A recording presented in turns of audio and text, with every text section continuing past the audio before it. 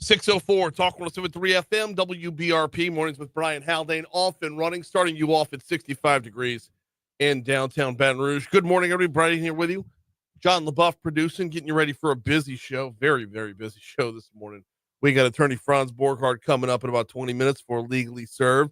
We've got State Representative Julie Emerson in the 7 o'clock hour talking about your March 29th ballot. We have got Adam McCloskey from LSU talking about their Small Business Development Center. Today's Small Business Development Day. And in the 8 o'clock hour, 8:05, Governor Jeff Landry hopping on the hotline real quick. He's also talking about the upcoming March ballot. We'll also try to sneak in a little preview of his agenda for the legislative session. And our guest list will wrap up at 8:35, Congresswoman Julia Letlow. That's all slated to come your way later on, but you know how we start the show. Top stories and trending.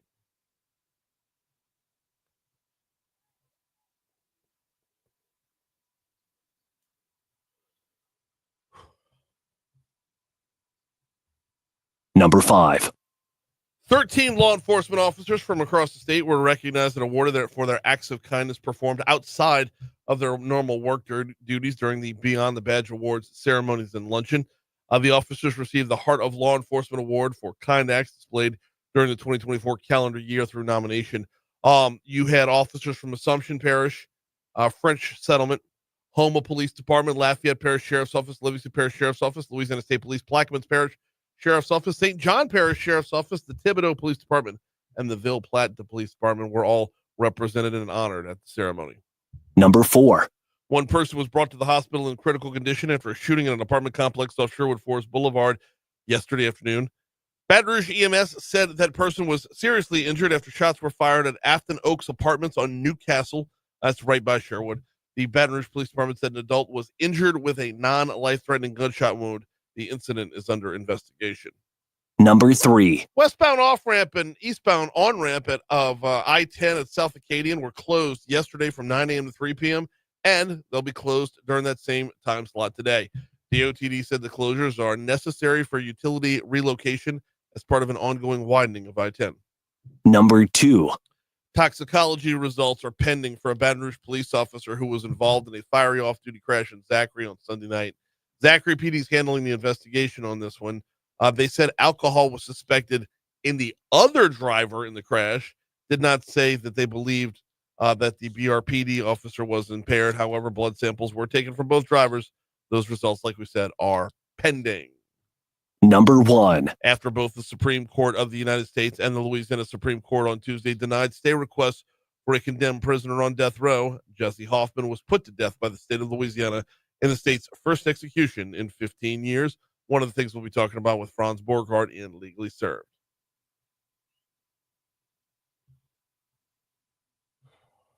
What's trending, John? Well, President Trump's administration on Tuesday released what it said were all the government classified files on the assassination of President John F. Kennedy, making tens of thousands of pages of unredacted records available to the public for the first time. So there's that. It's going to take a minute. It's going to take a minute to read through all of it. My bad. There we go. Back and to the left. Who shot him? You don't know because there were so many shooters, right? Preliminary reviews say that there's nothing new that shows it was anybody other than Oswald, but it's 10,000 pages. I'm not believing what's coming out an hour after 10,000 pages. So my question becomes, if it was just Oswald, why has it been classified? Why has it been hidden and classified all this time? Because who hired Oswald? Clay Shaw. No. So Tommy Lee Jones's character. Yeah. Clay Bertrand. No, I think once we get into all 10,000 pages, we're going to learn a heck of a lot more. I still don't believe the magic bullet theory. I hear too many stories growing up. The connections to New Orleans, you hear too many stories growing up for them all just to be bogus. So hopefully this will clarify some of those conspiracies. Yeah. In other news, astronauts Barry Butch Wilmore and Sunita Williams returned to Earth aboard a SpaceX Crew Dragon capsule Tuesday, finally closing out a repeatedly extended 286-day odyssey in space. Wow. Yeah. Basically, this is your modern day Gilligan's Island, right? They went up for a 3-hour tour. Yeah. Yeah, and now they're Didn't they kind of sign up for this? what? Like this is part of their job. For anything risk, to right? go wrong. I suppose it's a risk of the I mean, I job, saw but Armageddon. they went up there for a week. Exactly. They went up there for to do some repairs. They should have been home in under a week. They go up, do some repairs. You don't expect, the vessel you're flying in on to break down midway through. They didn't. And they were picked up by SpaceX, right? Yeah. Right. Of course. Who had been blowing up a couple times recently, right? No. Those were new test rockets. That's a different animal altogether. Yeah. If anything, the Boeing they flew up on, that's what broke down. Oh. Yeah. Yeah, the footage is kind of incredible. I don't know if you've seen it. The capsule with the 4 parachutes landing in the ocean. It's pretty cool. You know what else is pretty cool? Happy Gilmore is back. Netflix released the trailer yesterday for Happy Gilmore 2, which will be released on July 25th. And to be honest, I'm really excited about this. Same. I couldn't be more excited. The only thing that's, heartbreaking about it is we don't have Bob Barker for the reboot. Chubbs. We don't have Carl Weathers So either. Oh, that's right, huh? I know that Sandler has a contract or makes money with Netflix, but I would have guessed that would have been a movie. I would have thought it would have been a theatrical release, right? A theatrical release where he could have made more money on it. I don't know. I mean, how does a Netflix movie make money? Subscriptions? Right. Yes. Advertisements? Subscriptions. Yeah. Advertisements be a product placement for sure. From what we've seen from Adam Sandler Netflix movies, though, I don't know if it's for the money, though. I think Adam's just having fun. He's like, I got a contract for 6 movies. Let's have some fun with it. Hire some friends and, have a blast. So apparently this time it's full of real golfers. Okay. Yeah. Okay. That I did read up on that. I don't know the whole storyline. I know some of the storyline is after he won in Happy Gilmore. Spoiler alert. Sorry. But he walks against Shooter McGavin. He walks away from golf and he comes back to golf. This is his return to golf. Yeah. So it's not like he's been playing golf the whole time. Shooter's in it. Shooter's in it. Yeah. Julie Bowen is in it. Claire Dunphy. Hard to get. So weird. So Christy and I watch Modern Family. Yeah. I know the show's over, but we're getting caught up. We're on about season 7, and it's so weird to see her today versus when she was in Happy Gilmore. Yeah. So Claire Dunphy's in it for sure, and then I can't wait for the whole. And Ben Stiller's back. Oh yeah. So I don't know how his character within the old folks home is gonna, You go to sleep or I'll put you to sleep. Yeah, you're in my world now, Grandma. 612 Talk 107.3 FM WBRP. Time for us to take a quick break. We'll talk a little sports when we come back. LSU baseball back on the diamond last night. The General getting ready for the NCAA tournament. We got a lot to cover. Before we take that break, though, got to remind you about the folks over at Landmark Bank. LandmarkBankLA.com is the website if you want to check them out. Who needs Landmark Bank? All right, if you're in the surrounding area of Baton Rouge, Zachary, Clinton, Denham, Brewley, Greensburg, there's a few other locations as well. Check out the locations at LandmarkBankLA.com. But if you want all the services of one of the national or multinational banks without losing the personal touch of a community bank, this is who Landmark Bank is for. They've built themselves off of being a community bank. Why? When you walk through that front door, the person you're shaking hands with, that's your banker. You don't just have a bank. You have a banker. And they've, like I said, they've been doing this for over 100 years. Got started in 97? Oh, man. You know what? I got 1897. Landmark Bank was founded in August of 1897. I had capitalized with $15,000 from local investors who recognized the need for the community to have a bank to call its own. And they have never strayed from that formula. They are a bank that the community can call their own. Look them up at landmarkbank.com. Personal banking, business banking, Landmark Bank LA. Sorry, landmarkbankla.com.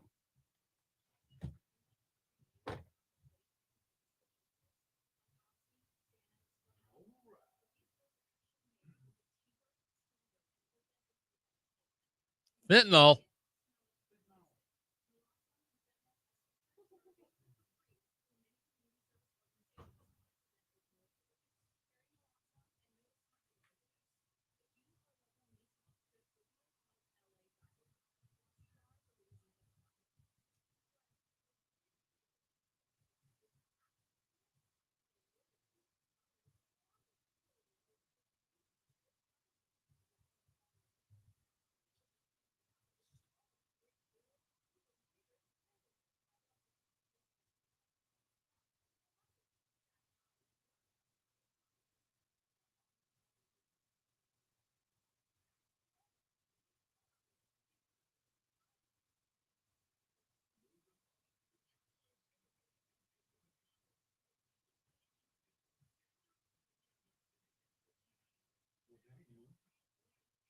I'm not sure how he feels.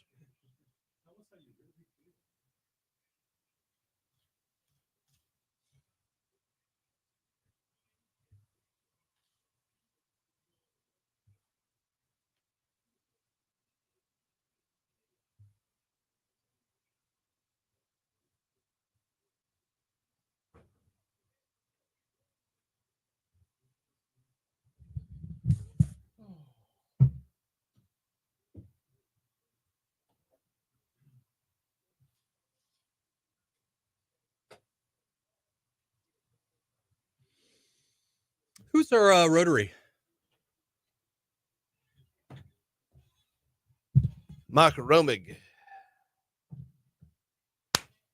Mark Romig. I don't know who that is. Jerry Romig's kid. Okay. All right. I realize you're not that much of a sports fan. It's a sports person. He also is with New Orleans in New Orleans Inc. Okay. I I was just being vulnerable there. I was just being honest. Let me just give you 3 words. And I'm gonna do my best impression here. You ready? First down, Saints. I got it. Did you line that up? He is no. He's the PA announcer in the Superdome. He inherited the gig from his old man. He sounds just like his old man. Yeah, that's a good gig. You think you get paid good money on that? You probably have to have a day job. I mean, so yes, but also you probably had to have a lot of prestige rolling in. Right. Like, you're not at the Rex Ball until you're at the Rex Ball type of thing. Well, actually, he announces the Rex Ball too, but.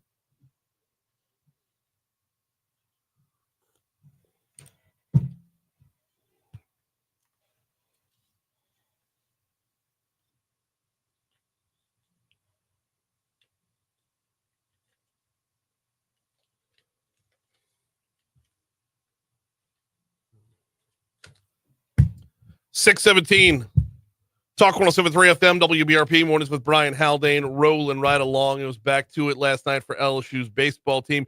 No midweek game for Beth Torina's Tigers this week. They were they're going to be off until they're at Georgia on Friday evening for a 3-game set. However, baseball was at it at the box last night. They were hosting the University of New Orleans and post up an 11-1 win. Get the 10-run rule. They win it in 7. Tigers, I mean, it was exactly what you expected from the midweek game. Offense came out, did their job. There was some question as to how strong the pitching was going to be last night. I know LSU's depth at pitching is amazing, but UNO can hit. And, well, they got it done. 11-1. So the Tigers will move on for a top 10 or top 5 matchup, actually.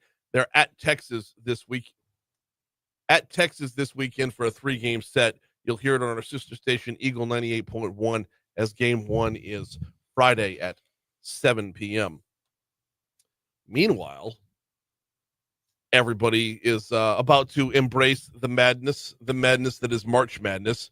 McNeese men's basketball team will face Clemson in the first round of the NCAA tournament. God, what so badly to hop on board and boot up with General Wade for this one, but Clemson is strong. Cowboys are in the big dance for the 2nd straight year. Which is the first time in program history they've gone to back-to-back tournaments. Of course, they're headed up by Will Wade, who was fired by LSU back in 2022 due to recruiting violations. He said it's needless today that Gamble's paid off.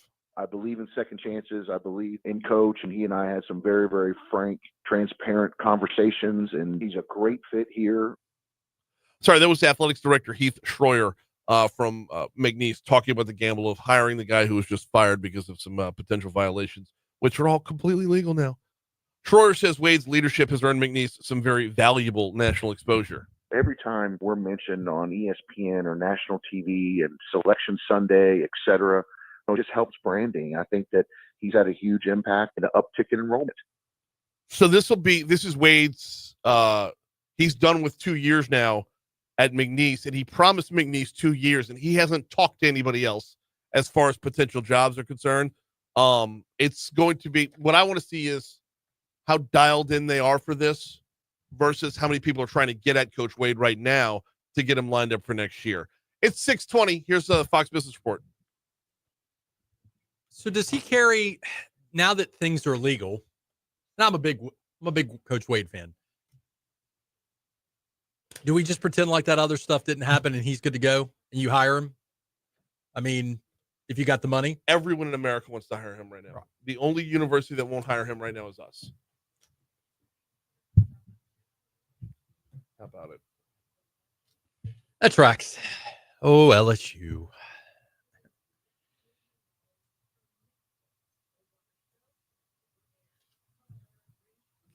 Good morning, Christy.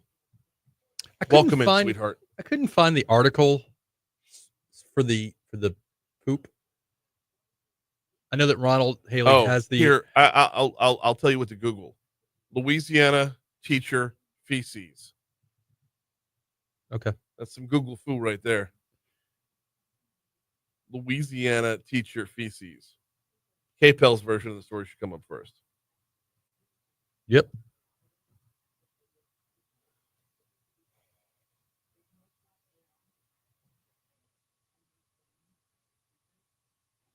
Louisiana mother demanded answers after finding out her 6-year-old. Oh.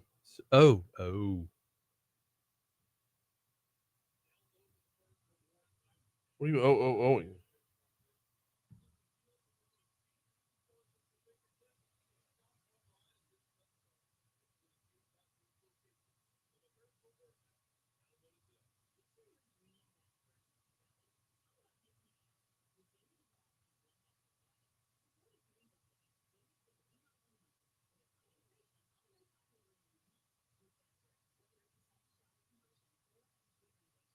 Does that traumatize a child? Having to clean up their own poo? I think kids are a lot less traumatized than people think. I think we're more traumatized by this than the kid was. But with all my advanced degrees in child psychology, I'm really the right expert to talk to about this. I was just asking your opinion on this. I wasn't trying to go anywhere with that. I'm a big believer in walk it off. With poo all over you. Walk it off.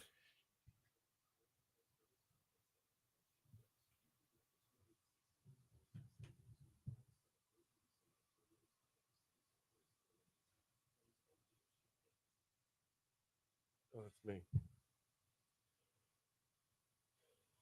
All right, heading on back to the Shaw Bills Tire Traffic Center to get a look at how things are stacking up for the morning. And as usual, we're seeing volume on I-12 westbound.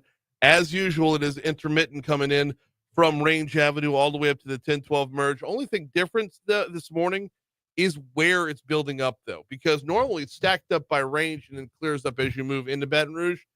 This morning, it's a little heavy by Range, but it gets heavier as you get towards O'Neill.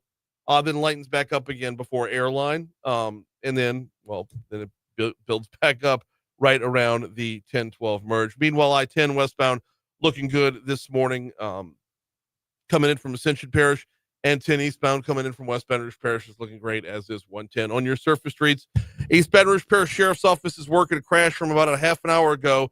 Segan at Cozumel. That's your look at traffic from the Shaw Bills Tire Traffic Center.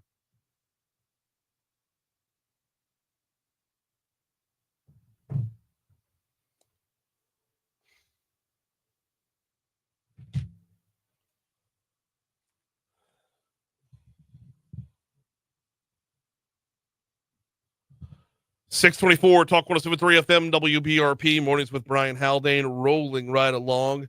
All right, we have so much to cover this morning, and we are going to do our best to be grown-ups. We're not gonna say words that the FCC doesn't approve of, because I feel like you're saying this just no. You might as well be looking at me when you say all this. I have a tendency myself to be sophomore from time to time. And we've got a story that covers poopies. So we're going to keep it clean as possible. It's time for Legally Served. You watch South Park, right? Do what? You watch South Park, right? I used to. I was actually going to start with that one. Yeah. Might still do it.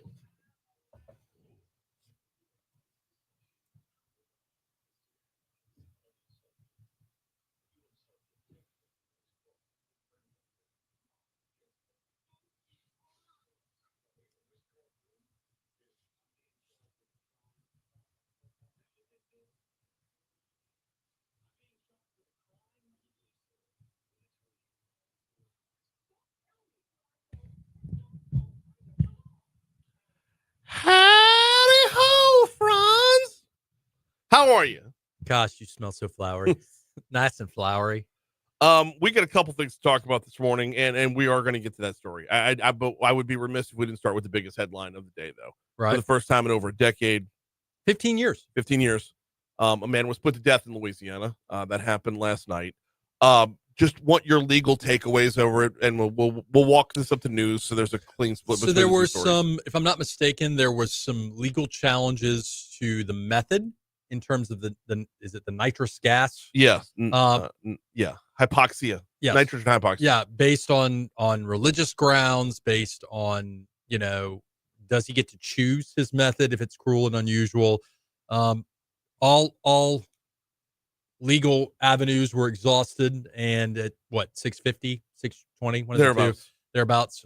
Yeah. I don't think this should come as a big surprise. I think this is one of those we have all the stars align to reinstitute. Now, that being said, I don't know that you're going to see an influx of first-degree murder, death penalty prosecutions by DA's offices. I think what you're going to see is that and look, this guy's been sitting and waiting for how long? Well, the murder happened in 1996, and he's been on death row for more than 20 years. Yeah, that's a hot minute. Oh yeah. So, which, by the way, also shows you how long it takes. I mean, in part. Well, a lot of that had to do with he was sitting on the shelf while we couldn't get the drugs to administer for the previous way to put someone to death, and then now we have the nitrogen hypoxia. The legislature is likely going to start looking at entering other ways into the equation, right? Because his attorney said, "How about firing squad?" And South Carolina just did firing squad, but I don't think we do firing squad here at all. I don't think we do. I think it's the chair and gas. Right. Do we still have the chair? I don't know. I mean, if we do, the it's person not, get a choice in this? Like, does that make you feel 100%? So to if you're on death, I mean, and I mean, when I say person, I mean both the individual who's going to be put to death, yeah, and also should the victims get a say in it? No, the victim shouldn't, because you cross the line between justice and vengeance. If I'm going down and you're going to put me to death, and it's like, hey, buddy, you got 3 options, you pick, and I'm like, firing. I am more than happy to oblige. If you're the one who's on their way out, give me my last meal. Right. Give me my choice. Here's your last meal, and if you want to die by gator pit, I will let you die by gator pit. Well, this one was weird, because I think he claimed that he was Buddhist. That's what I wanted to ask you about. Because he claimed to be Buddhist, a practicing Buddhist, and apparently nitrogen hypoxia affects your breathing, which all death affects breathing, but that's neither here nor there. And he has to go through these particular breathing exercises in order to be reincarnated the right way. Is there anything in the law that addresses the way you're reincarnated?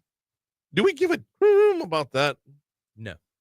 Okay. But cruel and unusual punishment is quote unquote cruel and unusual punishment. Now, I think the problem is, I think that was a bit of a stretch. That argument was a bit of a stretch, right? Yes. Let's say your religion had a facet of, hey, I believe that after I die, at some point, I'm going to come back and I can't have my body cremated, or else I won't be able to come back. Right. Right. Okay. Well, that doesn't really have to do with the manner of death. That has to do with the manner of disposal. Right. Yeah. So I think the problem I think there was a tenuous line between what he was asserting and the actual punishment, to where you can get to the third part of, but to your answer, there's nothing about reincarnation in the law. Okay. And the cruel and unusual provisions. I figured that's as your much. soundbite there. I figured as much. I just, I try to do my due diligence and ask the responsible questions. I think it becomes different where, like, if the inmate goes, "Hey, you're going to put me to death. I would like to talk to a priest to get last rites before," and you're like, "No." Well, that might be cruel and unusual, right? Arguably. Yeah, okay. So, asking for a priest, which, by the way, he had his religious guide Whatever. with him there. Yeah. Yes.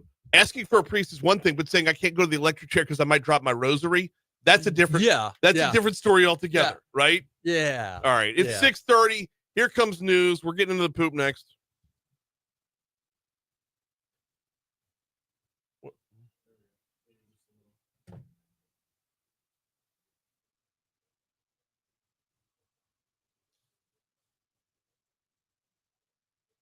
Got a restaurant for you that I know you're going to love. That I know you in particular are going to love. P.F. Chang's? Well, yes, P.F. Chang's. But there is a new and our good buddy Brad the Builder. What used to be Voodoo Barbecue is now Veracruz. Veracruz. I hear coastal Mexican cuisine. That is correct. I am excited about it. My question is there food for a little? Because I was thinking about maybe giving it a whirl tonight. But I don't know that Fisher will. Like, Tex-Mex is always good for a kid, right? But this is not, from what I'm hearing, not Tex-Mex.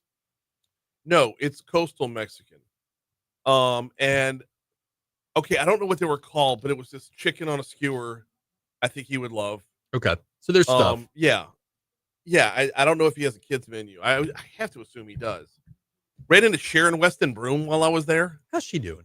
She seemed okay. Okay. She seemed all right. I didn't get a chance to tell. She was with her husband and her daughter. Right. I didn't want to be intrusive. But she came up, told me hello. I didn't even say. I had my face in my phone. Let me say this. Brad had me Googling something, and I had my face in my phone, and she comes walking up out of nowhere. Let me say this. Yeah.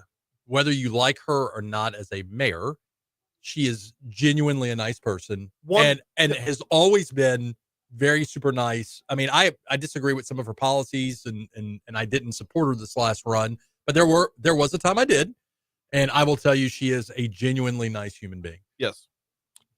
Hard to accept that if you live in St. George, but clean up your own poo.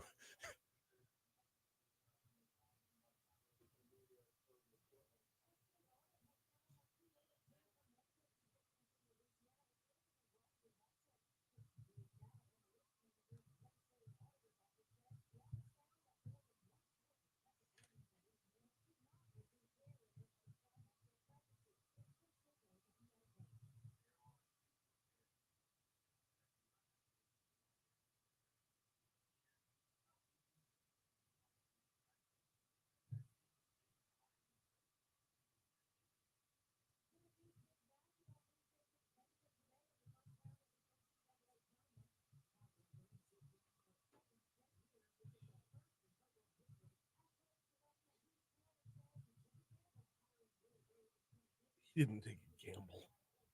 There's never been a more sure thing than hiring Will Wade. Did he get him on the cheap? Yeah. Like how? I mean. Oh, I don't know what I don't remember what his salary is, but the only gamble he took was whether he was going to lose him after 1 year or two. But he got 2 years out of him. Yeah, he got 2 years and out of him. He's in the tournament for a second straight year. Yeah. Yes, Will Wade's there. Can for they 2 years. afford to keep him? Oh God, no. They're McNeese. They can't afford to keep him. So where does he go? SEC school somewhere? I hope not. I'm hoping Big Ten.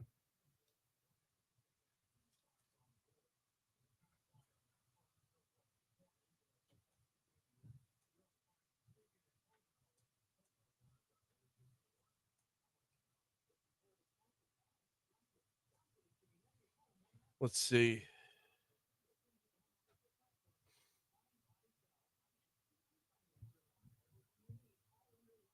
Ah, here we go. Men's basketball coaching changes 25-26.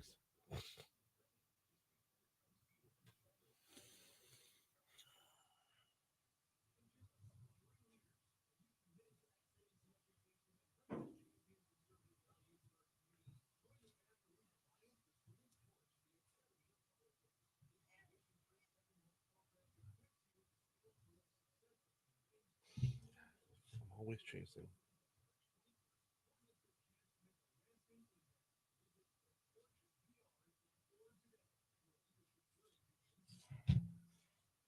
He could go to Indiana. He can go to Iowa.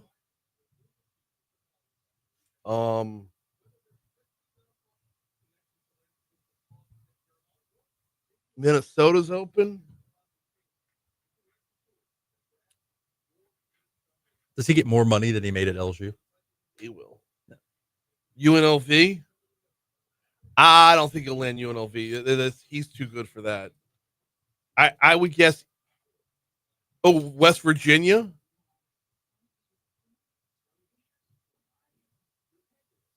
Well, Indiana looks right.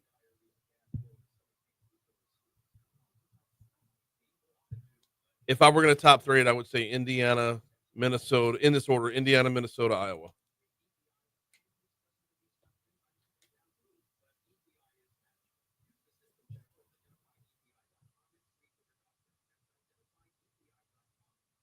There's a bunch of mid-major jobs that are open, and it would be sad if he went to like a well, ULL already filled their role, but like it's moving from McNeese to ULL is moving up a rung on the ladder.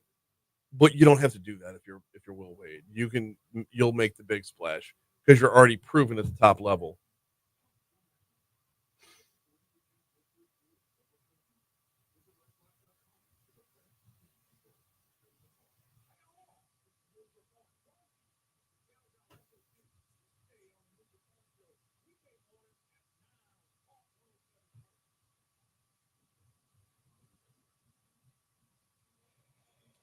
It is time to get a look at your forecast. Here is WBRZ meteorologist Emma Kate Cowan.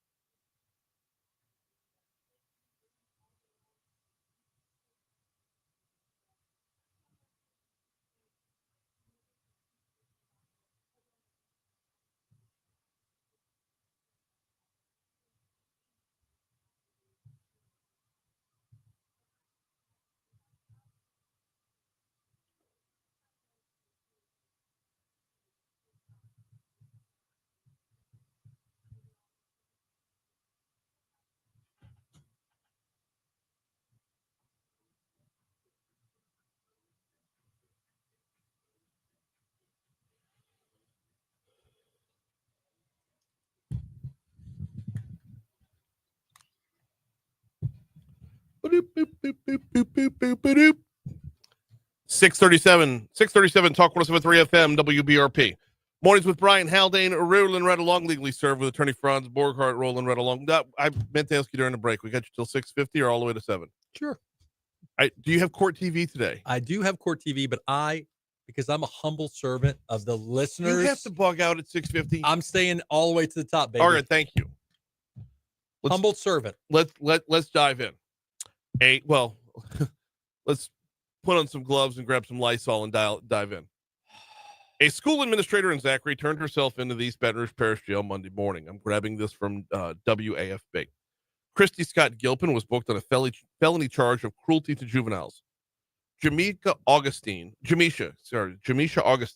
said her 6-year-old child, who had a dairy allergy, was forced to clean up feces at Rollins Place Elementary in January after having an accident at school. Zachary Police Chief Darrell Lawrence told the I-Team the felony arrest warrant was issued after investigators conducted interviews and reviewed surveillance video at the school. Gilpin's lawyer, John McClendon, said his client maintains her innocence and the child's mother has grossly misinterpreted what happened that day. This is not a child that was sick, McClendon said. This is a child that was engaging in bad behavior. It wasn't a lot to clean up, and she was given the proper wipes and cleaned it up, and that was the end of it. McClendon added that this arrest has destroyed his client, and the support she has in the community is unwavering. The story goes on from there, but I want to start with the battle of he said, she said. Well, this smells funny. Well done. Okay. Let us suppose that the allegations made by the mother of the child, the 6-year-old child, are true. Okay. I don't know legally So look, bad decision making by a teacher, maybe. Maybe an HR issue, maybe. I don't know that this legally, and look, I've got no dog in this hunt. Right. I don't represent anybody in this. I don't know as a former prosecutor if I think that this fits cruelty to a juvenile. Does it cause suffering to make you clean up your own feces? Is it cruel to make you clean up your own feces? Does it cause serious bodily injury? Does it cause some kind of neurological issues? With these questions, I think that the arrest was a bit too much. Okay. I would throw into the mix there that is it the teacher's job to clean up poo? Well, here's the question. Would it have been equally as cruel to say, I'm not cleaning up this kid's poop. Yeah. Get mom here to clean it up. And make him sit. If he sits in it for a while, like when you go get your master's degree in education, is there a class that teaches you how to clean kids' poop up? That's where I'm going with it. And a teacher has to be so many other things as well that I don't see how this ranks in that list. But I want to get back to the he said, she said part. Because McClendon said this is not a child that was sick. This is a child that was engaging in bad behavior. And at 6 years old, I'm sure there's questions of whether or not there's accidents or whatnot. But is he painting a picture of like a kid defiantly doing this on purpose? So that's acting out? That's the problem. Is would a 6-year-old do something like that? Possibly. It wasn't an allergic reaction because there's an allegation or there's an assertion that it was an allergic reaction to dairy. Look, I get it. At 46 years old, I'm even a little squeamish with dairy. Like, gotta be careful with dairy. Mm-hmm. Can't trust farts anymore at 46. Okay. Point is it possible that a kid would intentionally defecate on themselves to basically flip the bird at the world? Right. That's what I'm if asking. you've had a 6-year-old, you might say you've had 3 6-year-olds before. Yes. Maybe, possibly. I don't know this kid. Yeah. I come back to the point of why does teacher have to clean up the poop? And that I think is going to be the best defense for Mr. McClendon is one, I don't think this meets the elements of the crime. I think this was a bit much. I'm not saying this mom doesn't have a cause of action against the school and the teacher. There may be something there civilly. Don't think this is criminal. Okay, let's get to the other side now. All right. Okay. Attorneys representing the child's mother fired back at the allegations that the story is telling a misrepresentation. Quote, whoop, I jumped way too far down the Are you suggesting that there's two sides of the story? That's where I'm going. Quote, what I can say to those who think this is fabricated, do you think the Zachary Police Department, after doing an extensive investigation, is going to go as far as to get a felony warrant if this is based off of gross misrepresentations? Attorney Ron Haley said, I can tell you that it's not. This is done based on interviews, surveillance footage. This is not taking a mother's word or a child's word for this and running amok. That is not what happened here. Now, should point out that I've gotten word from some folk or from a source in particular that this is not a matter of the kid pooped their pants and it was still in their pants. Feces smeared on the walls and floor and stuff. How does that happen? Well, it doesn't happen unintentionally. Are we talking like flinging poo? Yeah.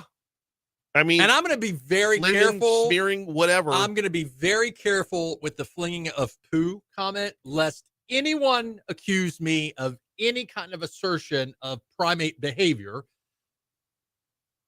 Okay, here it is. If the 6-year-old throws poo on the wall, it doesn't really significantly change the story.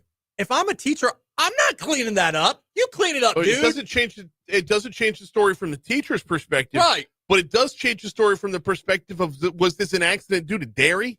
Or was this an act of defiance? Like, was it cruelty, something worse? So here's the fundamental question. Cruelty to juvenile requires what? At its core, cruelty to a juvenile is cleaning up your own mess, fecal or otherwise. Right.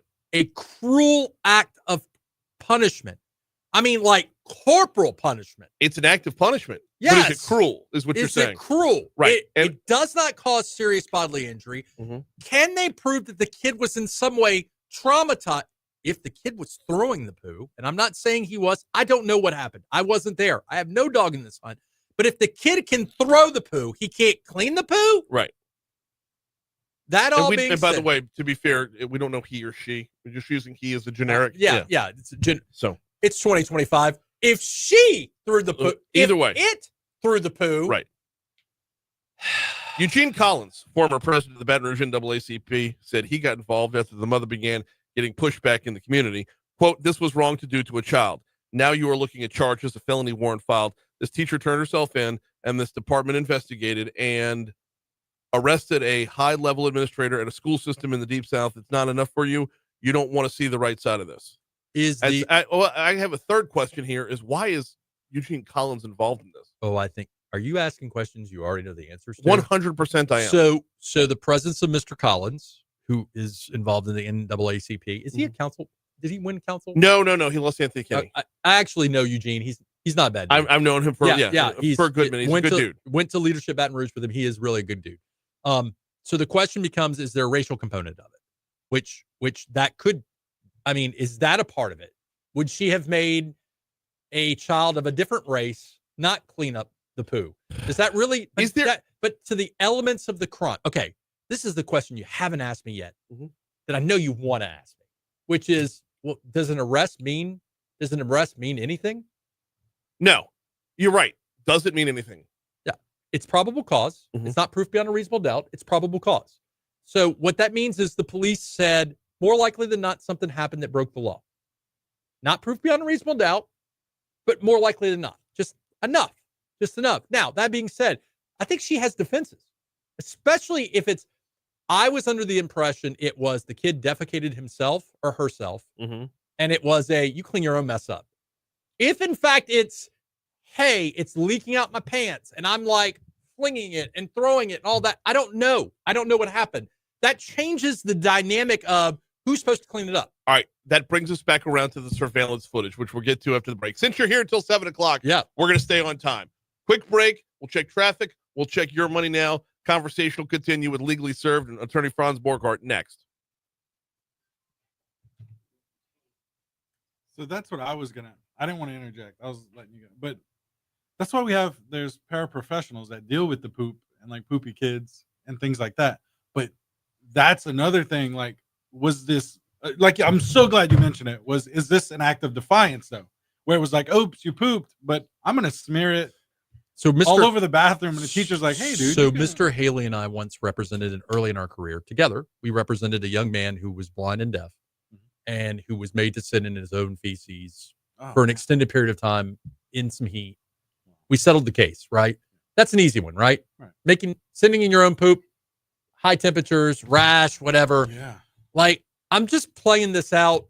In real time. Like if the teacher says, I'm not cleaning this up, looking at the principal, looking at somebody else, you clean it up. Where they walk in like Eddie Murphy from Daddy Daycare, and he's looking around like, that's but like if it was like picked up and smeared on the walls, and I'm gonna steal from my buddy Chandler here. If he smeared the shit, you must have quit. I think the other problem is going to be, I think from a civil, it'll sink in that I said that in just a second. Yeah, I know. He's going on his own thing, and then he'll realize what I said. No, I heard you. Yeah. So, what I will say this is, from a civil standpoint, what are the damages? Right. How is the child damaged? Right. In the same way that, where's the cruelty? Right. That's going to be the problem. I would not be shocked if the DA's office says, I would take this to a grand jury if I were the prosecutor, and I would say, hey guys, this is what the law is. This is what the definition of cruelty to a juvenile is. These are the facts. What do you think? Because I think if the DA's office says, I'm not prosecuting this, they get blowback. Why? Blowback.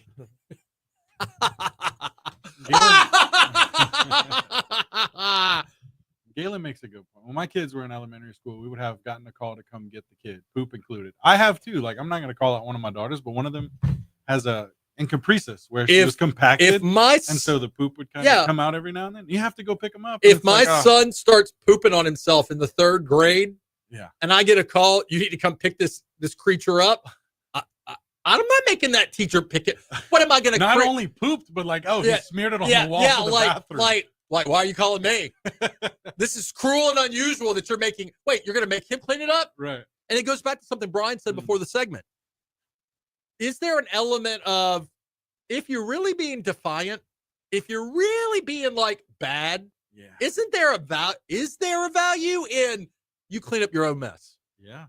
Right. Isn't that like one of the fundamental life That's messages we should have as a society is if you poop, you got to clean up your own mess. yeah. That's what it is, right? That's what we teach our kids. You make. I a mean, mess, I you mean, this gotta is like clean a basic this is a secular.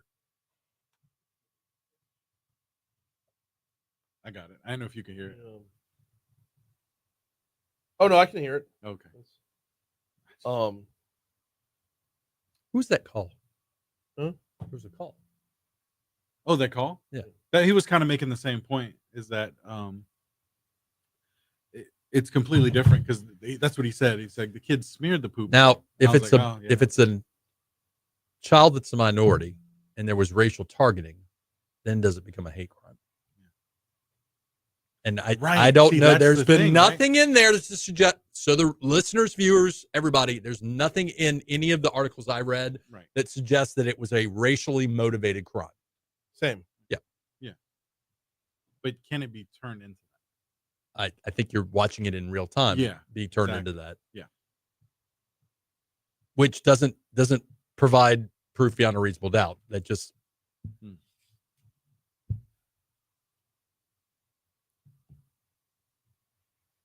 Lawyer up.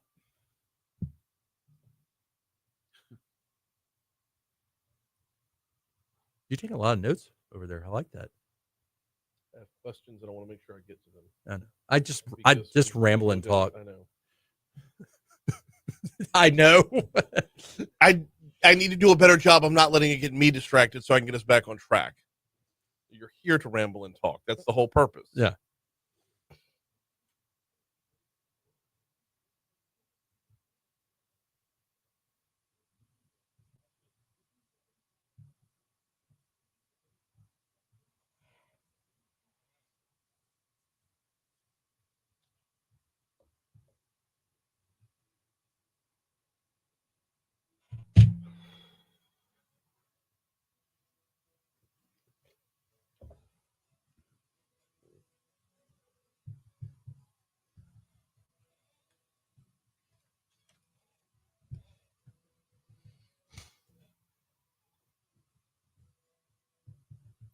.652 Talk 107.3 FM WBRP mornings with Brian Haldane rolling right along. Attorney Franz Borghard in for Legally Served for a few more minutes. Going to walk you all the way up to 7 o'clock. All right, Franz, we have a number of questions still to clear up on this. All right. You were asking a very good question during the break is what determines what is cruel here versus what's a lesson to learn. I mean, there is something to be said for by the time you're 6, if you have an accident, you're getting to the point where you should be cleaning up your own accident. Let's give the 6-year-old the most benefit of the doubt. Right. Toddler. Mm-hmm. Right. No, toddler's not 6, huh? I mean, I don't know, man. How But old is 6 toddler? 6 is young. This is where we need a woman in the show. 6 is young. But like if the child pooped and flung poop in his own house and a mom said, here's the question. Same thing happens in your house and you look at your 6-year-old. Toddler's 1 to 3. Okay. So same thing happens in your house and you look at your 6-year-old and say, clean up your own poop. Mm-hmm. Are you being abusive to your own child? No, you're teaching them a lesson. Right. They're learning a lesson. Right. They're being, and through that lesson, hopefully being deterred from. If the teacher takes the poop and smears the poop in the child's face, absolutely cruel to the child. Totally. Beyond question. Right. But that's not what's charged here. Correct. What's charged, there was no retribution there was nothing by the teacher. Clean up your own mess. Clean up your own mess. That seems to be what's going on here. I want to ask about some of the surveillance footage. Okay. If you could see what's going on in the classroom, the parent says this was an allergic reaction to dairy. Right. If you're charging the teacher, do you have to have proof of dairy? I don't know that that's really a element of this. Like, are you saying saying that the teacher intentionally gave the child something that whether the teacher intentionally gave the child or the child got it at the cafeteria, whatever the case might be, if you're saying the kid had dairy when they're not supposed to have dairy, should there be some level of proof that they had? Sure. I mean, if you're going to charge this teacher with something that if there's an alert, if there's an allergy there, you would think the administration would know about it. We are exceptionally good at armchair quarterbacking situations we weren't present in real time. Mm-hmm. And let's say he is defecating himself. It's getting everywhere. Let's say, I don't know if he's misbehaving or not, but if he is, and you're there in that moment with a class full of kids that are presumably his same age, right? And you're making a decision of, it's getting everywhere. Do I have to clean it up? No, I'm going to make this kid clean it up. I just don't know that that's a crime. I don't know that it fits the elements. And candidly, and look, again, I said something at the break. Where's the child damages? Are you saying, is there a suggestion that he was seriously injured as a result of this? How? Like traumatically? Traumatically by cleaning up your own mess? Have you seen a 6-year-old give a tantrum when you tell them to go clean up their room? Right. Again, I asked the question. Same thing happens at mom's house. And look, I'm playing devil's advocate here. So if the mom is out there listening, I can make both sides' arguments here. Mm-hmm. I just don't know that this is a crime. She may actually have a civil suit. I just don't know that this is a crime. I don't know that this teacher needs to be fired because of this. Well, and that's the other part of this is no matter what happens, what's going to happen to the teacher's reputation? I mean, it's out there now. She's been accused.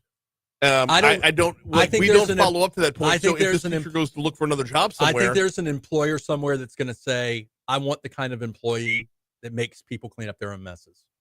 Okay. And I think there's the kind of employer out there that's going to say, "Listen, you racist woman." That's where I'm going with that. Yeah. Because the follow up is not going to be about the poop. As soon as I saw the NAACP mentioned in the story, that's the bigger story than the poop. Mm-hmm. And that's going to follow the teacher around. And at that point, when she goes to look for another, if this thing plays out the way it could play out, when she goes to look for another job, I mean, I've been very, very responsible in what I've said so far, but you're not going to be able to get the poop back in the horse on that one. Right. And nobody, and let me say this, Eugene, Ronald Haley, nobody said, and I quote, nobody has said this woman was racist. But there is that air of Eugene Collins is involved. The Zachary School is not doing anything. If this happened to a white kid, would it be the same? You know, there's going to be that no one has charged her with a hate crime. Nobody has charged her with a hate crime, a race-motivated crime. Right. But yet the narrative is what it is, right? And I got to tell you guys, I got to tell you, I can be a prosecutor or a defense attorney. I just don't think that the elements are here for that felony arrest, that felony charge. I just don't think it is. If you want to fire this teacher and say this was a bad judgment, let that play itself out. I think when we're using the criminal justice system to do these kind of things reactionary wise, I just don't like. I really would like to talk to the detective who made this decision and be like, explain to me what you were thinking when you said this was a felony charge of cruelty to a juvenile. I want to understand. Right. I know a little bit about the law. I just want to understand where you were coming from, looking at the elements, looking at all the things you have to have, because it doesn't look like you have them all, detective. Like, how did you get there? Was it because there was external pressure, which really shouldn't be a part of the equation? Which, yes. All right. Well, with our remaining 2 minutes, let's ask that question. How often does that external pressure find its way back into the actual courtroom? Sure, it's going to find its way into the media. Sure, it's going to find its way into our discussion. But when it enters the courtroom, unless there's an actual hate crime charge attached to it, will that pressure make its way there? Hiller Moore is one of the most fair district attorneys I've ever seen. I worked for him. He was a great boss. He's one of the best district attorneys our city's ever had, our parish has ever had. He's an elected official. Mm-hmm. How do we get elected? By vote of the people. Right, so right. He's responsible to the people. So I think any elected human being subconsciously or consciously is aware of what's going on in the media, right? Now, a good district attorney will say, hey, I don't think they're all here. The elements are all here. Yeah. I suggest to take them to the grand jury because the people themselves can make the decision. I think in the courtroom, you have an elected judge. Yeah. By the way, felony. This means it's a jury trial unless they waive a jury. Right. I suspect if it's a legal defense, it may be a judge trial, but it depends on who your judge is. So very complicated, but I don't know that it's a crime. I'll say that again. Yeah. So, All right, He's guys. Attorney Franz Borghard. We do legally serve at this time every week. We always appreciate the time, brother. We got ABC News coming your way in about 10 seconds from right now. Enough time for us to check our station identification. Hour 2 is up next.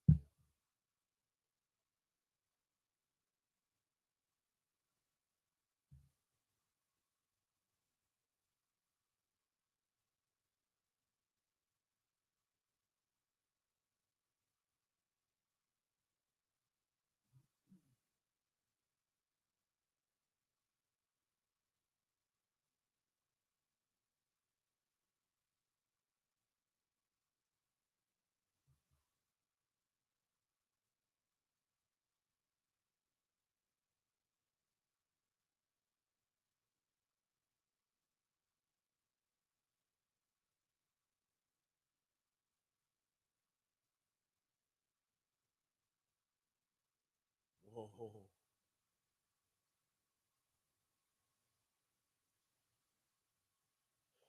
I don't have enough time in my day.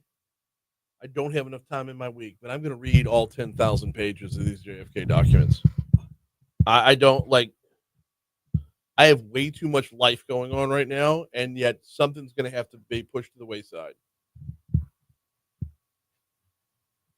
This is incredible.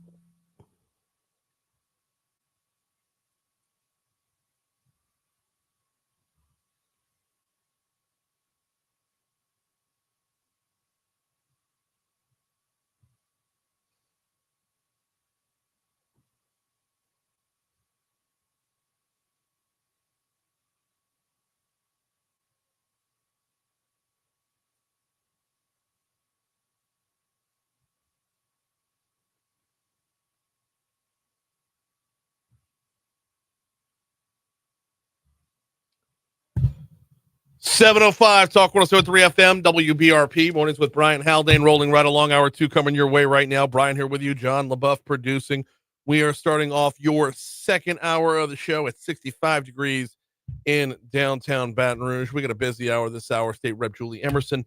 In our next segment, we got Adam McCloskey coming over from LSU to talk small business development at 7:35. A lot going on throughout the morning, but before we get to anything, oh, by the way, thanks again to attorney Franz Borghard for hopping on board for Legally Served. Before we get to anything else, though, we do start off with top stories and trending.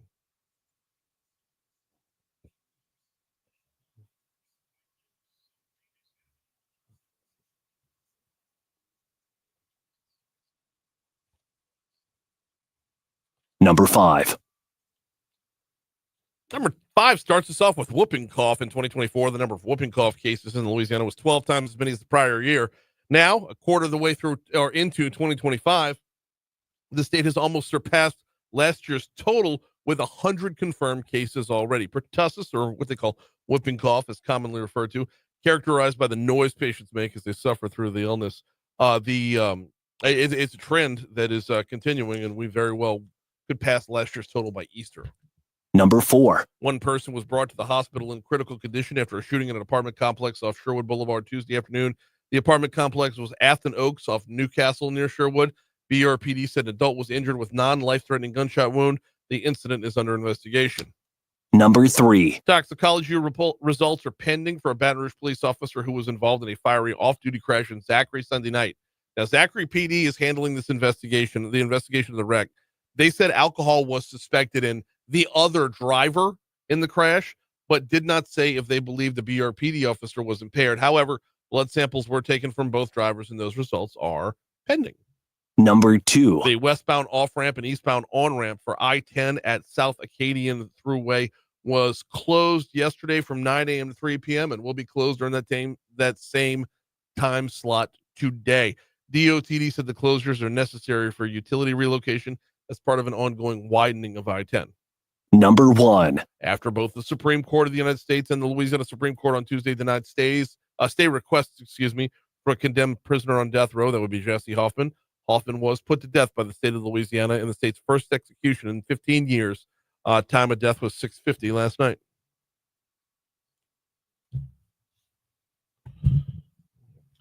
What's trending there, John? Well, President Trump's administration on Tuesday released what it said were all the government's classified files on the assassination of President John F. Kennedy, making tens of thousands of pages of unredacted records available to the public for the first time. I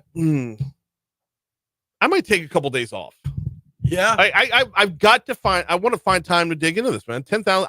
I'll read all 10,000 pages. I have never been more fascinated by any event in history than the like throughout world history. Nothing more than the JFK assassination. Yeah, because there's been so much mystery and so much potential for the absolute worst of our nation to be real. I mean, it would take a while. It would take a while to digest that. The number of people who died after Kennedy. Yeah. That's all right.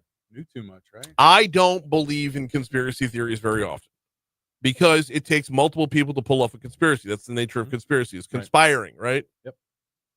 Carlos Marcello, longtime New Orleans mafia boss, who may or may not have been connected to the JFK assassination. He certainly had plenty of motive. Carlos Marcello had a sign in his office that said, 3 people can keep a secret when 2 are dead. Yeah. If you work out the numbers, 2 out of every 3 are probably dead who were connected to the assassination. I mean, it's just the number of people who died between 1963 and say 1970, 1972, just getting clipped off. Random suicide after random suicide. It's like as bad as reading Hillary Clinton's emails. It was, you were going down.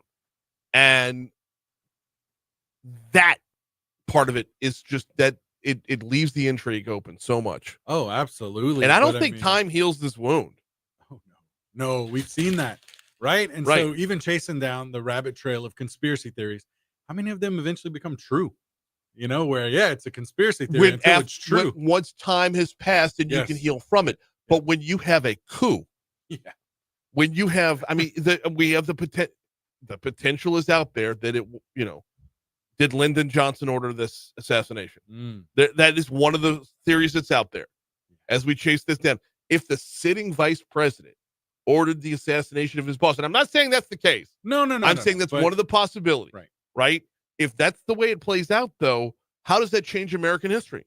Time will tell. We'll just have to get through those I hope so. 10,000 pages.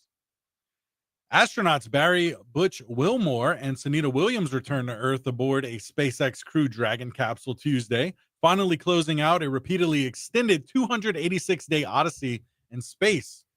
How many plans did they have to bring them back? Walk with me here. How many plans how many efforts did they make to say, okay, now we're going to bring you back, and then they had to scrap the plan and move on to the next one? Please tell me it was 9. Please, just for the sake of the comedy, tell me it was. Man, that way we can call their return Plan 9 from outer space. Hey, Happy Gilmore is back. Yes, it is. Netflix released the trailer yesterday for Happy Gilmore 2, which will be released on July 25th. I'm really excited. Have you watched the trailer yet? I did. I watched it yesterday. Really does it look? excited. I know trailers are misleading. Does it look good? It does look good. It actually looks good. And maybe because I was such a fan of the first one. Yeah. But such a fan that I just want to see him. The first one was perfection. It was. Right? So good. So many one-liners. Yeah. So many. A few people reprising their roles. Christopher McDonald coming back as Shooter McGavin's coming back. Yep. Claire Dunphy. Yes. Julie Bowen. Yeah. Coming back in her role. Yes. And as I understand it, there's a whole stack of golfers that are like Rory McIlroy's in it. Like there's real golfers that are in it this time. Yeah. And Ben Stiller's gonna be back as well. Of course. What's his character's name? Hal? Yes. Hal. Yeah. You go to sleep. Put you to sleep. He had a couple other lines in there, but oh my god! But no, you're in my world now, Grandma. Is one, yeah. That's the continuation from that quote. But yeah, using those old ladies to make quilts. Remember that he had the blankets. Like, oh man, so good! I'm looking forward to it. Of course, not reprising their roles. Bob Barker, of course. Carl Weathers. We've lost a few actors since then, but yeah. Nonetheless, I'm sure it's going to be comedy gold. I don't know if it can compare to the first one though. The sequel is loaded with cameos, including Kansas City Chiefs star Travis Kelce, Bad Bunny, Eminem. Oh, really? Okay. And of course, Ben Stiller likely reprising his uncredited role of Hal from the first film and others. Wow. Eminem there. Yeah, that's kind of. Yeah. I mean, he was in Funny People with Adam Sandler. So that kind of makes sense. All right. That's kind of. Rory McIlroy, Bryson DeChambeau, a few of the real golfers that are in it as well. So it's going to be fun. Oh, yeah. And we talked about this last hour, going straight to Netflix. Yeah. Not going to have a theatrical release. Yeah. So I wonder if they're going to reverse theater this one, though. Like, release it on Netflix, and after the first 2 weeks, then put it out in theaters. Okay. For your non-Netflix subscribers. Why leave money on the table? You're right. You let your Netflix people give it the rave reviews and then put it out for everybody else to consume. It won't be out until July. Right. So they got plenty of time to make that decision. Oh, yeah. But do we see a summertime blockbuster here? Do we? Oh God, yeah. I mean, towards the end, it's well after 4th of July. So, but looking forward to it. I'm hoping it's full of all the great one-liners like the last one. You know. All right, we got a break. I tell you what, before we take our break, though, we're going to speak with Julie Emerson on the back end of the break about amendment number 2 that's going to be on your March 29th ballot or on your ballot right now if you're going to go vote early. Oh, I have to vote early. Before we get to that, though, let me remind you about the folks over at Vex European. VEX, that's V as in Vinny. VexEuropean.com is the website. Give you just a customer review or two. Todd says, I wanted to give Vinny due credit. I have a 2019 Porsche Cayenne. This thing comes with a ridiculous expensive lithium-ion battery. Vinny saved me easily $1,500 by recharging it for me when it died at only 3 years old. He went above and beyond to take care of us, and that's really just the kind of guy he is. Let me expound upon that with my own experience. Through a series of events, I had to purchase a 16-year-old car, and the plan was to just ride it until the wheels fell off. And Vinny has made sure, Vinny and his team, let's credit the full team here, Vinny and his team have made sure that I'm getting the most out of my vehicle. When you purchase a European vehicle, you're looking for a few things, right? You're looking for longevity with that vehicle. You're looking for performance from that vehicle, but you're also looking for peace of mind. You get all three when you hop on VexEuropean.com. you want to give them a call, they're at 800-4706, 225, of course, 800-4706. They're at 6265 Benefit Drive. That's the backside of Industrialplex. But I'd start by making your appointment at vexeuropean.com.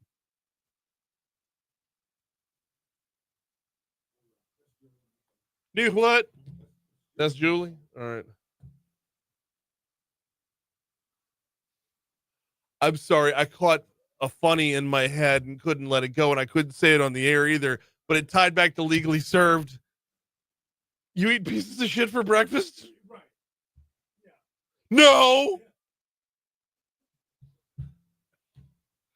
Yeah.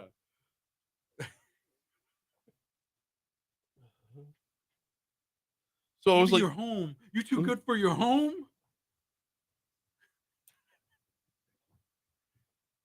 It's all in the hills. It's all in the hills. Oh my gosh.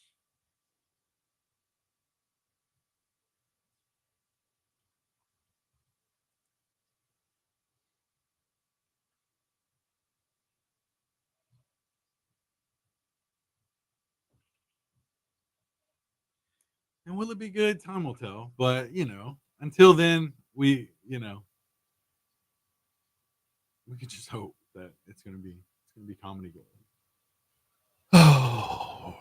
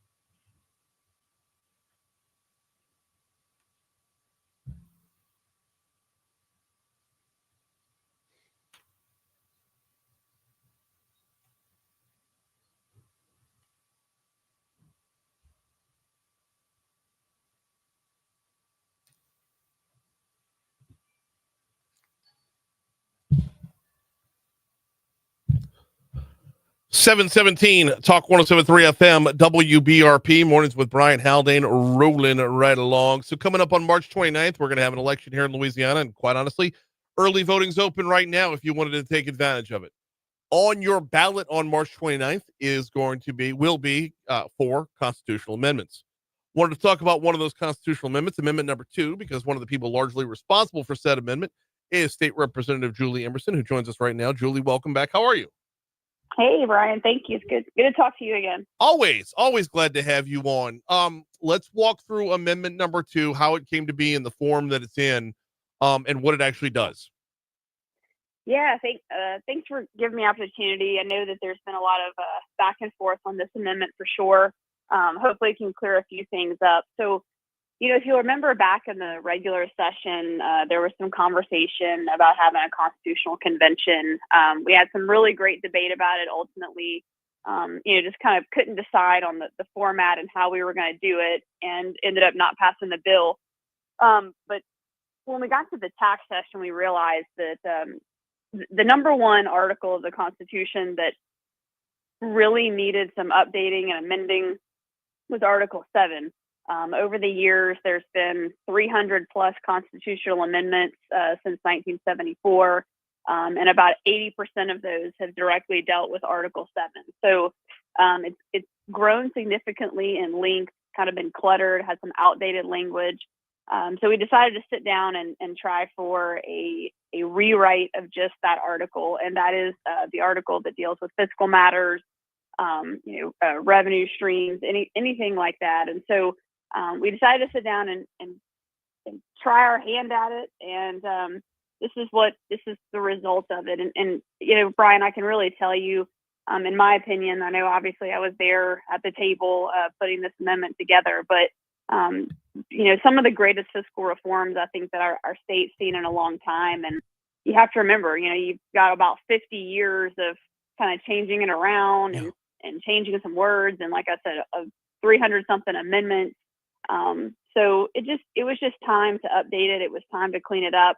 So I do understand that, there's a lot of questions and people are talking about a lot of different things that it does, and that it's just, full of a lot of different things. But look, I think when you're trying to make major changes, unfortunately our state's been at the bottom of a lot of things for a long time. So these are just the kind of arguments and debates that you have to have when you're trying to make a big fiscal reform like this. We're talking with State Representative Julie Emerson about Amendment 2 on your ballot on March 29th. Representative Emerson, you mentioned that 50 years worth of buildup here. The long and the short of it is, every time that there's been proposed spending or whatever, it's been constitutionally protected. Every time we've gone for those constitutional amendments, it's been by a vote of the people. So it would take a vote of the people to redirect where those funds are going. That's kind of the long and the short of what's happening here, is not a redirection of funds, but moving things from constitution to statute by constitutionally protecting the move. Yeah, so and I'm sure many times over the years you've had dozens of lawmakers that have been on your show, and some of the things that we faced. Look, I mean, we're always going to have ups and downs in the economy. We're always going to have surpluses, shortfalls. There's a lot of ebb and flow. But yeah, I mean, especially in times when you've seen that we've had budget shortfalls, the two big things are always higher ed and healthcare.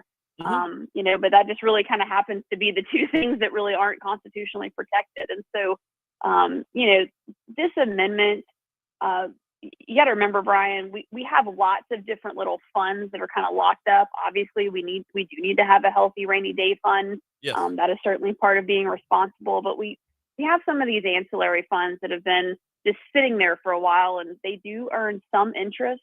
But when we sat back and really evaluated them, they're not earning interest at a high enough rate to constitute us keeping them there and not utilizing some of those funds to pay down some of the debt service that we have, especially on some of our pension funds. And so that's, you've heard a lot about the teacher pay raise that is resulting from this amendment. Yeah. And I want to be very clear on that. So there's been a lot of questions about, well, why did you guys just randomly throw a teacher pay raise in? Let me explain why that's there. It's there because we're trying to make this debt payment from one of these funds that we have locked up. It's about $2 billion. A lot of the money came from the tobacco settlement. And so we've just had this fund there for a long time. And again, it was not gaining interest at a rate that constituted us leaving it there and not making a debt payment. So we decided to take that $2 billion, pay down the teacher retirement debt. And again, this is kind of a normal thing that builds up over time. When you have a pension system, you have a lot of future debts out there because people continue to retire, right? Right. So it's building up at the rate of about a $9 billion debt. And so we decided to take $2 billion that's been just sitting in a fund and pay down that debt. And, the last time that we did something to that nature a couple of years ago, we told the local school boards, hey, we really want you guys to facilitate a teacher pay raise with the money that you're going to save, because they also owe money on that debt service. And not all of them did it. And I'm not here to criticize, but not all of them actually did the teacher pay raise with it. So this time, that's why we said, look, we're going to make this massive payment down on the teacher retirement service. But we want you to facilitate the pay raise with the money that you're going to save. So really, it puts the teacher retirement system in a much healthier financial position, and it facilitates the teacher pay raise. So two really good things there. This is not us sweeping savings funds. This is using a fund that was sitting there and just financially not gaining enough interest for us to not utilize it for a debt service. We're not throwing it into the budget. We're paying down a debt. So look, I'm really happy that we're able to do that. I hope people also agree and find the merits in it. But there's a lot of things in this constitutional amendment like that again, just better financial decisions moving forward. So, we're also trying to phase out the inventory tax. It's a huge burden on our small businesses. It's stunted growth for small businesses in our areas. And so a big part of this amendment is trying to facilitate a way for our locals. We have to partner with them to phase out that inventory tax and help our small businesses thrive. So a lot of good things in here. Again, I appreciate the back and forth and the debate on this amendment because, again, major changes do require debate like this, and they require a lot of back and forth. But I really believe that this amendment is going to put Louisiana in a much better financial position moving forward. We'll be able to continue to lower our rates, invest in our infrastructure, pay down our debt. So, look, I know I'm biased, but I am really excited about it. And I think it just puts us on a really much better path moving forward. Yeah, I was one of those ones and I'm still a proponent of y'all diving into a constitutional convention.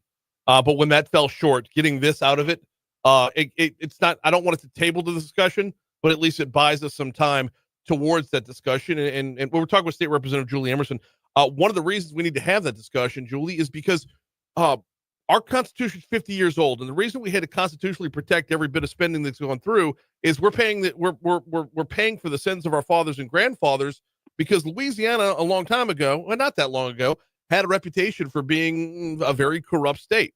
So you had to constitutionally protect spending along the way. We are not now ethically where we were then, to be sure. And our priorities have changed, and our transparency has changed, and a whole lot has changed between now and then, but we're still being hamstrung by the way we used to do things. So this clears up a lot of that. Yeah, look, I mean, you're absolutely right. And look, I voted to have the Constitutional Convention. But look, I do think that, kind of like I said, whenever we realized that we might struggle to get to the finish line on that, we said, look, maybe it is better to just focus on one or two articles and try to rewrite them and have those debates. And we did. We had very vigorous debate during the tax session on this amendment, as we should. Yeah. So I believe that we do have to take a look at some of these things. I appreciate Governor Landry's approach to it, tackling the hard things in the first year. I mean, this is, and this is something that we have to go back and forth and make sure that we get it right. But I think that, like I said, I think this is going to be the thing that really helps us make a big leap. I'm looking forward to continuing to work to phase out the income tax. I think this puts us in a really good position to do that. So please go vote for Amendment 2 on March 29th. It's definitely a move towards pragmatism, to be sure. I mean, this is it. Like I said, if we want to continue the constitutional conversation, this buys us all kinds of time and sets us up for success in the future. I do have we got 3 minutes left. State Representative Julie Emerson's with us. Can you talk about what the bill doesn't do? Because I think that's been a big part of the conversation, is that we know what it does, but there's a lot of talk about things that people are saying it does, but it doesn't do. Yeah, and look, I appreciate that. And again, there's people from on all sides of the aisles that are, have some questions about this. And I do realize that anytime you're making a major change like this to the Constitution, it is going to bring up a lot of question and debate, and certainly a lot of folks in your area who have had some questions about it. But, look, one big thing that we realized when we were going through this, and this was based on some analysis that had been done over the years from different nonpartisan national organizations. But, we were basically told that, like, you guys have some of the broadest, or frankly, not some of the broadest language of any state for property tax exemptions it's locked up in your Constitution. It does not mean they said those property exemptions didn't have merit. It was so broad in the Constitution. So we said, okay, let's just move all of that language into statute, still with a 2/3 protection, still with the governor's signature, so extremely high threshold to make any changes. But let's move that language into the statute instead of in the Constitution. Obviously, that started a debate about, okay, well, what rises to the level of being in the Constitution, right? And certainly, homestead exemption is something that everyone in Louisiana enjoys. That is not something that we wanted to put any fear in anyone that we were going to do away with. So that's remaining in the Constitution, as well as some exemptions for disabled vets and things of that nature. And then one important thing was several of the church organizations came to us and said, look, we totally understand what you guys are trying to do. We have some fear about church properties. And I said, I told them, I completely agree with you. I think that protecting our religious freedoms certainly rises to the level of constitutional protection. It does on the federal level. It should on the state level. They shouldn't have any fear of the property taxes being imposed. And so we came up with some language to protect churches in the Constitution. And look, Brian, I'm not. I certainly heard a lot of the complaints and the questions, and I'm very cognizant of that, and I appreciate it. When we sat down with the church organizations to come up with this language, our desire was to make sure that all churches felt that their properties were protected. There's been a lot of questions back and forth on it. I still wholly believe that the language that is in the Constitution that's staying in there completely protects churches. And many church organizations agree with me because they were there at the table debating this. We worked with representatives from the Baptist churches, from the Catholic churches, Pentecostal churches, Family Forum, everyone who came to the table and had questions. And so, I believe that we've made the vast majority of them very, very comfortable with this. But again, if anyone has any concern about any building that is currently enjoying a property exemption, you will still have that exemption. They are not going away. If you have it now, you will have it on March 30th and beyond. So I just want to make that clear. I know that there's been a lot of chatter out there. Absolutely no one involved in this or in the legislature has any desire to start putting property taxes on churches. And so that's why they're still protected in the Constitution. Yeah, putting property taxes on churches, aka political suicide. I mean, the day that a legislator brings that up, floats the idea, much less the day that 2/3 of them sign off on it, that I think we wouldn't be in Louisiana anymore. Chief State Representative Julie Emerson, and this could be amendment number 2 on your ballot coming up on March 29th. And of course, early voting is open right now. Representative Emerson, I always appreciate the time. Thank you so much for spelling it out for us. Thank you. Thank you. We got news, traffic, weather coming your way. We're talking small business next.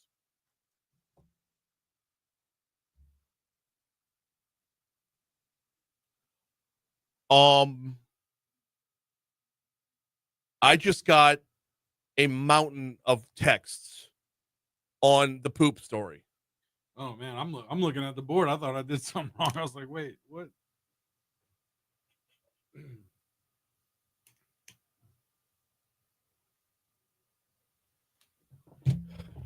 Found your way in the building. Morty, let me in. Awesome. Well timed. Right. How you doing, sir? Pretty well, how are you? Doing well. I didn't have a whole lot of notes to go on, so we're gonna kind of wing it. Sounds good. All right. I don't know if Ted told you I did morning radio for 10 years. So. You did. Where at? Pensacola, Albuquerque, Fort Walton Beach. Really? Mm-hmm. Let's go back and forth. Sports radio. So Okay. Cowboys guy. Albuquerque, Cowboys town. What? The Cowboys town. So What kind of town is Pensacola for sports radio? college football. There's the seal. Yes. Gotcha.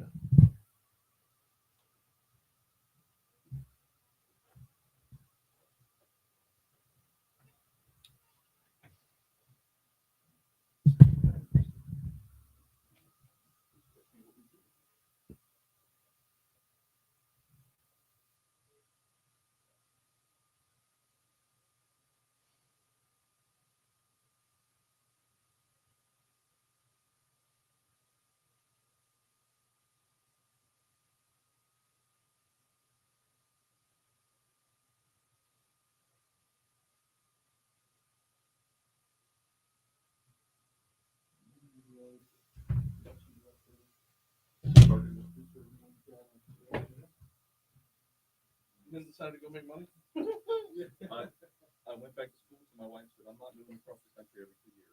So I was like, okay, you might put me on today.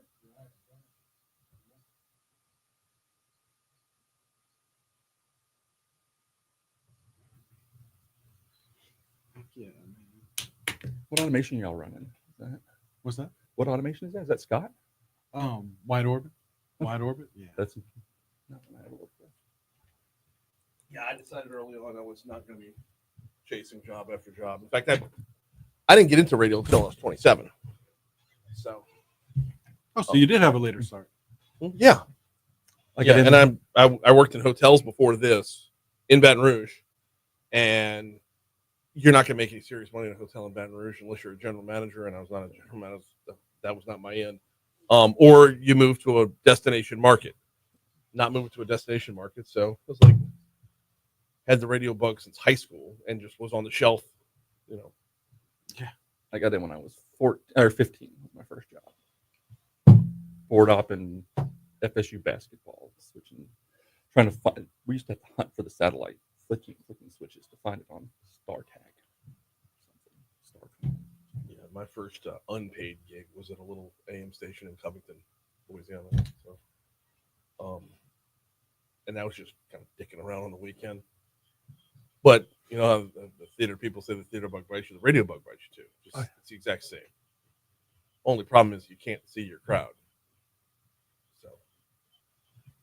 So I was like that because if I was bombing, I had no idea. I was just able to keep pushing through.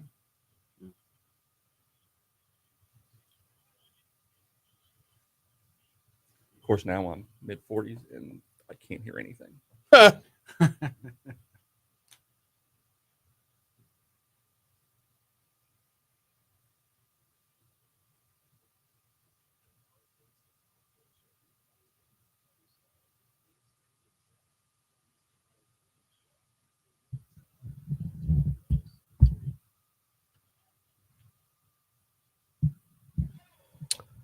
all right, time to get a look at your forecast. Here is WBRZ meteorologist Emma Kate Cowan.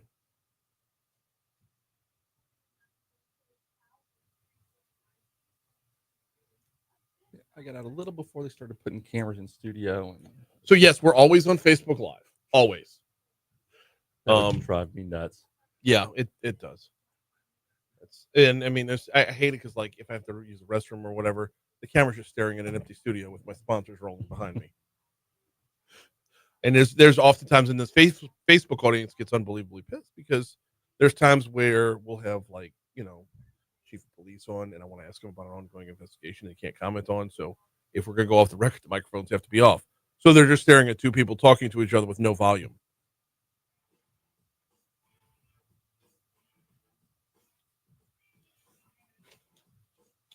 And it is pronounced McCloskey, right? Yep.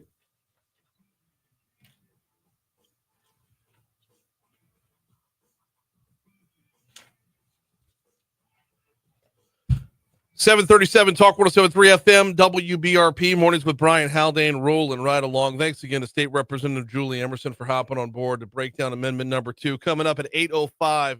John, you got that note, right? We're moving this day in history around? Gotcha. Okay. Because we got Governor Jeff Landry coming on to talk about it as well. Looking forward to that because I don't want to just talk about amendment number 2. There's 4 amendments on the ballot. And then I kind of want to get a sneak preview of what he's aiming to get done this session as well. So that'll be coming up at 8:05. Right now, we're going to totally pivot. I mean, totally pivot. Want to welcome into the studio. I totally forgot. It's 65 degrees in downtown Baton Rouge. Sorry. The elements are there. I got a radio guy in studio. He knows that all too well. He's the director of LSU's SBDC. He's Adam McCloskey. Welcome aboard. How are you, sir? I'm doing well. Thanks for having me. Thank you for coming in here today. So SBDC, Small Business Day, is today.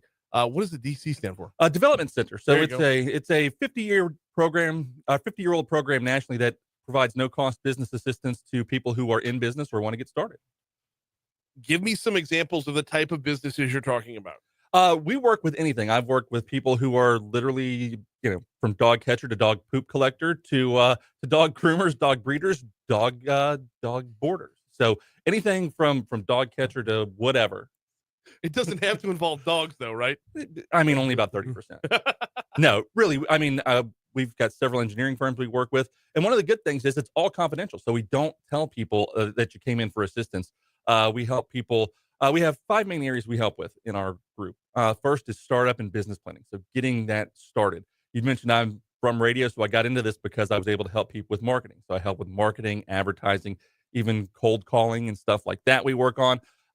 Financial management assistance. So helping you figure out where your business is relative to yourself in the past, where you want to get to, and most importantly, relative to the industry. Where are your efficiencies? Where are you strong?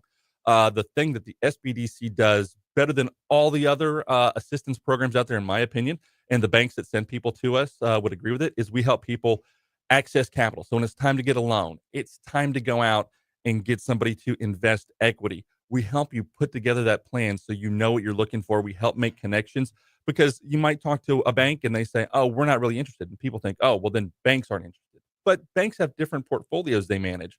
And so they might be too heavy in hotels. They're all very heavy in hotels, so they don't want to do one. But we'll talk around, we'll ask people, and we'll find somebody who might be interested in that. So we help people with that. And then at LSU, we have a special designation to help with folks developing technology. So if you're coming up with an app or some type of new technology, we're not the tech people, but we help you understand your customer. We help you understand the development process. So we do that. That's the main areas of things we work with at the SBDC. How big's the office? How many folks you got on this team? Well, in our office, we have a team of graduate assistants that help us do a lot of research. We've got 3 consultants on staff, and statewide, it's a statewide effort. There's over 30 at 10 centers, so there's one in most of the markets here in Louisiana. Okay. I want to walk through a couple of different scenarios, just kind of see where the SBDC would roll in here. If I am currently working for somebody else and I'm thinking about taking that entrepreneurship leap, but I haven't got started yet, are you here for that? Absolutely. We've got one-on-one assistance. We've also got classes that we do times throughout the day, in the morning, in the afternoon, in the evening. So you can find one. It's 2 hours. It's usually online, where you can understand kind of what's that formation process with the LLC, the articles of organization. What kind of business plan do you need? We've got that. And then we can come in and we can talk to you about, your specific market needs. One thing that I use as an example is HVAC companies. If you looked and you saw the percentage of HVAC companies in Louisiana versus the rest of the country, you'd be like, wow, we're oversaturated. Well, there's a reason for that. And that's because when stuff, it's hot, you cannot go without HVAC. And so we should have more. And so people might get scared off from something like that, but we help contextualize all the information that's out there. The tools you have at your, I would assume this is with LSU's Small Business Development Center, you would have all the power of LSU behind you. How much research is there? How much data is there? How many tools do y'all have in your arsenal to be able to help small business? Way more than most small business needs. Right. We've got, it's probably $100,000 worth of databases if you look across LSU, what the SBDC specifically buys. And then at Southeastern, we've got a research center that just does research. If we send them a specific topic, we say, hey, somebody wants to sell their business. We need to know how to do evaluation on a civil engineering firm. They'll send us a whole load of research that we can go through and pull out. Today, by the way, is today's 19th. Yes, today is National SBDC Day. So we're talking with the director of LSU's Small Business Development Center. We've got Adam McCloskey in studio for a couple more minutes, breaking down what they do over there and how they can help. So if you got the entrepreneur willing to take the leap, is available, or a prime candidate for your services. What about the mom and pop, like let's say an old school retail who's been around forever and trying to survive in an internet-based market to make that parallel, to make that shift? I mentioned we have a team of graduate assistants. One of them is one of those what you would call an influencer today. So she's got over 100,000 followers on TikTokagram and all that stuff. So we turn to her and we get a lot of help from her. And we just look at what are the resources out there, what are the best practices, and we help people apply those and figure out how they stay competitive in the market. I always talk about there's after COVID, there were 3 kinds of things. There's old things, new things, or 4 things. Old things, new things, change things, and dead things. And we help people figure out what's that area of their business that's not coming back, what's that area that's changed, and where do they have to go to stay relevant in the future. What are some things that aren't coming back? Well, sometimes I've been right, sometimes I've been wrong. I thought business cards weren't going to come back, but they're still, we're out there handing them all over the place. A lot of it is going to be just that word of mouth marketing without involving the internet. The ability to survive without a website. I talk about, people are like, oh, well, I'm on Facebook, I don't need to get a website. And that's just not true. Right. No, 100%. Yeah. With the thought that social media was going to replace the individual business's website, it turned out to be such a fallacy. Because, well, number one, there's a level of street cred when you've made your investment into yourself to build your own website. When you've got that, there's that, rather than the fly by night of just, it takes nothing to start a Facebook page. There's the self-investment on that front, but there's also that even though Facebook is still Facebook, social media is going to ebb and flow as well with who's popular. Not just that social media is popular, but who's popular within. Absolutely. And we've got, in my house, we've got, I drive a car. My wife drives a truck. And if I want to tow the boat somewhere, I'm taking the truck. I'm not going to try and put it behind my Accord, right? So it's the right tool for the right job. Right. You know, and Facebook is like the Accord. You're not getting to the lake with it. Yeah, exactly. Talk with Adam McCloskey about the Small Business Development Center. Okay, so you've got the business who was following your model here, the changed business since COVID. Want to pivot to when you talk about the new business, not every idea is a good one. How blunt can the SBDC be when folks are coming in? You know, our job's not to tell you it won't be successful, because I've seen some businesses that I was like, this has no chance, and they go out and they get going well. One thing that I worked with 7-8 years ago when I was in Florida was an axe throwing place. I'm like, all right, so you're going to have people come throw axes and drink beer. I was like, it'll never work. And then everybody loves it. So we provide them with the idea of the hurdles they're going to have to jump over. And some people can jump higher and some people can't. So there's no such thing as a business that's a terrible idea. It's a matter of how much hustle will you put into it, how much effort will you put in to understanding the market. And so we work with people understanding what they have to get through to be successful. And sometimes that can be blunt. You know, it's there's some people like, everybody I show my product loves it. It's like, well, you're going to be at every Walmart in the country. Right. That's not going to work. You have to be able to separate yourself from it. And so stuff like that we work with. Show it to more than just your mom, because your mom's going to say she loves it anyway. Nobody's ever said, boy, you have an ugly baby. Right. Exactly. All right. So following along with that, though, someone brings you the product, you point out the hurdles. You've got the power of the LSU brand, the power of the LSU team behind you. I think the benefits of being teamed up with LSU are phenomenal. But what comes next would be taking us to that access to capital. Walk me down that path, because in Baton Rouge especially, I find that we don't have near the doors open that we should. You know, one of the most difficult things, if you talk to businesses why they fail, it's almost going to be a lack of cash. And that comes from undercapitalization at the beginning. It comes from not understanding the cash flow cycle, those types of things. And so we work with people understanding their needs. Everybody wants to do cushion, and they're like, oh, this is what we're going to make in the first year. Well, I talk about, if I want to start a Santa business, a mall Santa business, it's going to be a terrible business to start here on March 19th, right? Because I'm going to run out of cash before I ever get anything coming in. And so we help people understand the right way to manage that cash, and how much do they need, right? If you want to go get a bank loan, you can't just walk in and say, this is what I'm going to do the first year. You have to be the mall Santa business and break it out month by month. And so we work with people on putting that together, 3 years of relevant month by month breakdowns. And we do stuff like, all right, well, how much is, everybody can guess, what rent's going to be. How much is electricity going to be to run a space this size? What are some of those other expenses? People talk about, oh, well, marketing, I'm going to rely on word of mouth. And I go back to this all the time. And I talk about, all right, if your kid was having a birthday party, what's the first thing you're going to do? I'm going to send out an invitation. And they say, oh, so your business, you're going to put everything on the line. You're going to dive into this, and you're going to rely on less marketing than you would to do a kid's birthday party. And they're like, that doesn't make sense. I'm like, exactly. So we put in marketing budget and make them think through everything logically, step by step. He is Adam McCloskey with LSU's Small Business Development Center. Today is the National Small Business Development Center Day. We got about 30 seconds left, Adam. Where can folks go if they want to follow up for more and reach out for your services? If they go to LouisianaSBDC.org, they will find us. That's Louisiana SBDC is in Small Business Development Center.org. Last year, across the state of Louisiana, 3,800 clients, 190 people came through, started their business, $67 million in capital accessed across the state through the SBDC last year. Wow, those are some pretty strong numbers right there. And it was a down number for us in capital. Really? Okay, I'll take that and run. He is Adam McCloskey with the LSU Small Business Development Center. I appreciate a couple minutes this morning. Absolutely, thank you. Man, we could have kept going on that one, but we do have your money now coming up in 1 minute, and then we'll check traffic on the back end of that.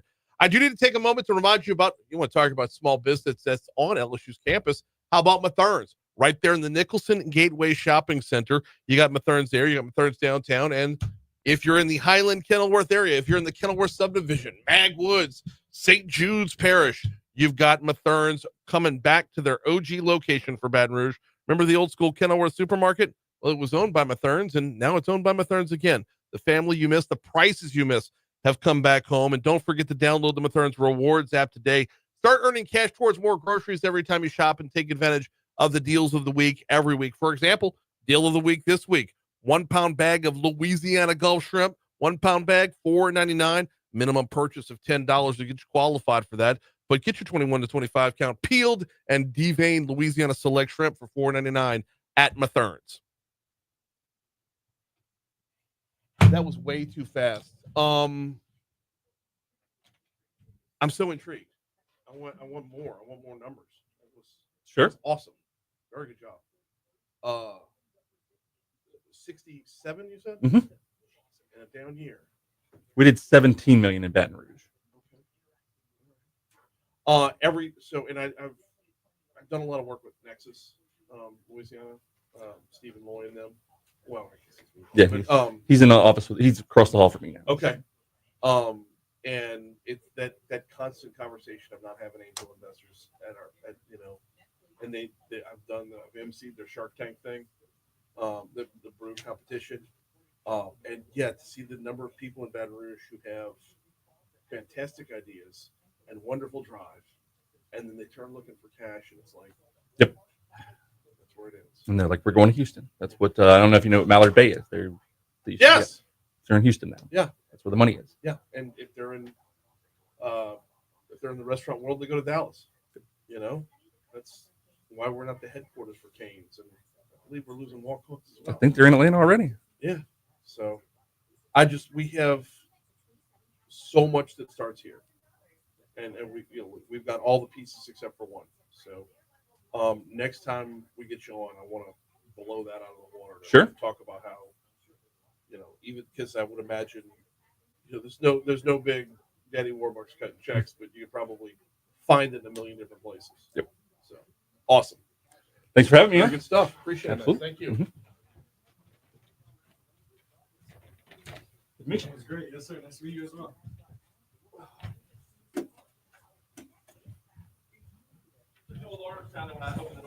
No, you're good. You're good.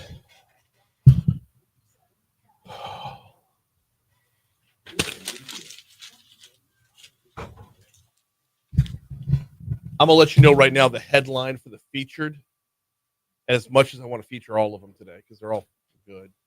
Governor Landry is going to rule the day. And it's going to the headline, Governor Landry breaks down your ballot.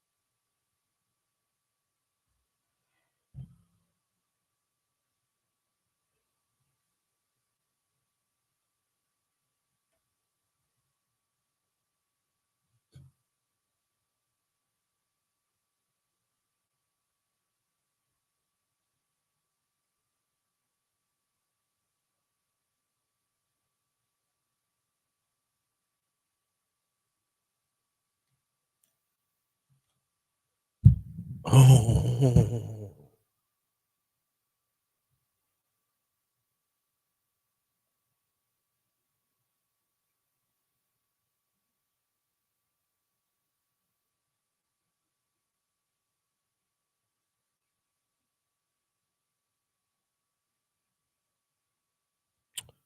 So I've gotten further confirmation from a second source. So I have two source confirmation that the poop on the walls was real. I make that a third confirmation. So it was smeared. It Yeah. was it's defiant. Yeah. Is what it was. And as I'm reading through this mountain of notes,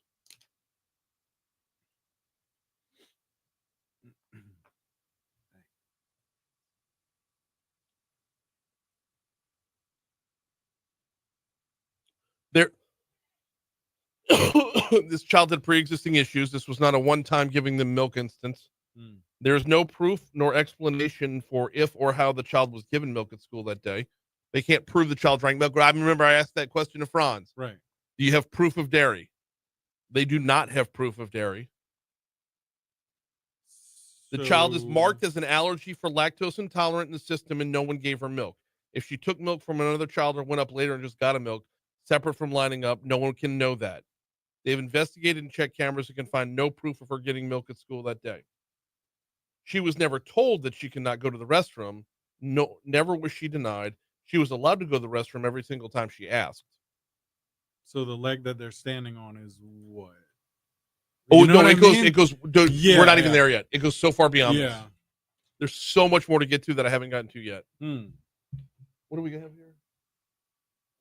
Yeah, all right.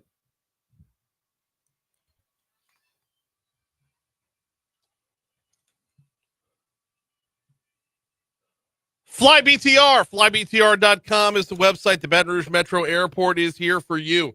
And they've got a daily flight to and from our nation's capital, flying into Reagan National. It heads out this hour. Well, headed out about 45 minutes ago, and comes home in the evening. You can get your business done in our nation's capital in a single day. You don't even have to pay for a hotel room in D.C. FlyBTR.com is the website. When you take into account the full cost of everything that's involved in travel, and not to mention the level of convenience and service that you get from BTR, it's worth the look, right? Check out flybtr.com. And by the way, if you're making your family's vacation plans for this summer, you don't want to load everybody up in the old family truckster and head halfway across the country to Wally World. FlyBTR.com has got you there as well. FlyBTR.com.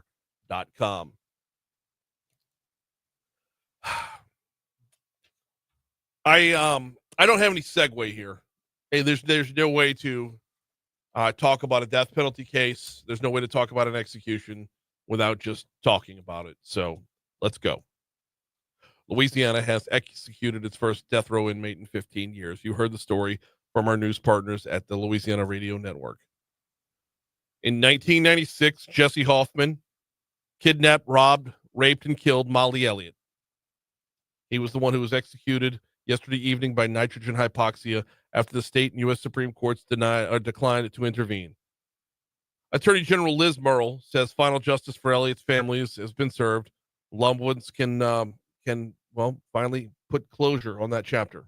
Molly was brutally and mercilessly raped and murdered. She was only 28 years old. That was nearly 30 years ago. Tonight, justice was served for Molly Elliott and for the state of Louisiana.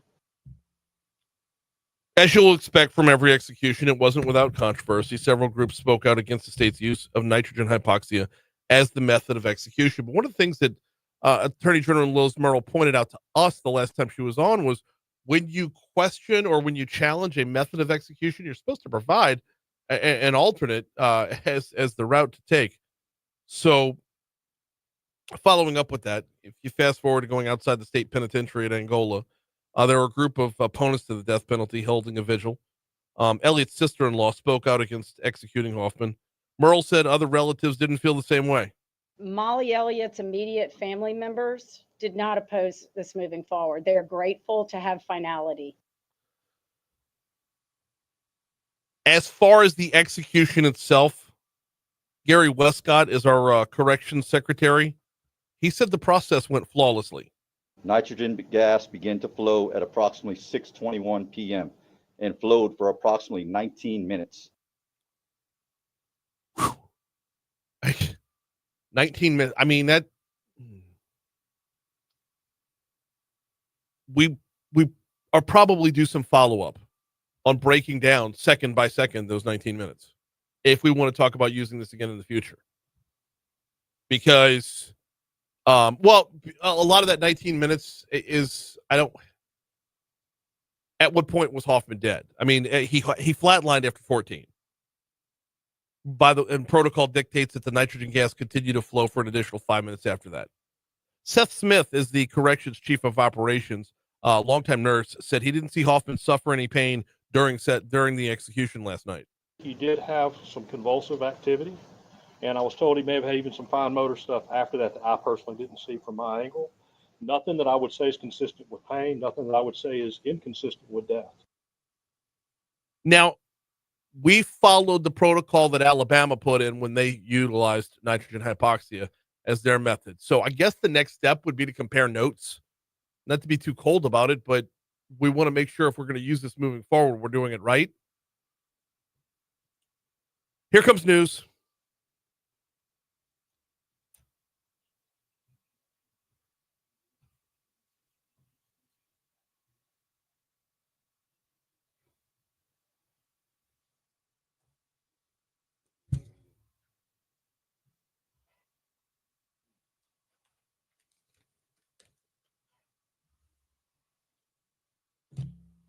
Back to the series of texts. You ready for this?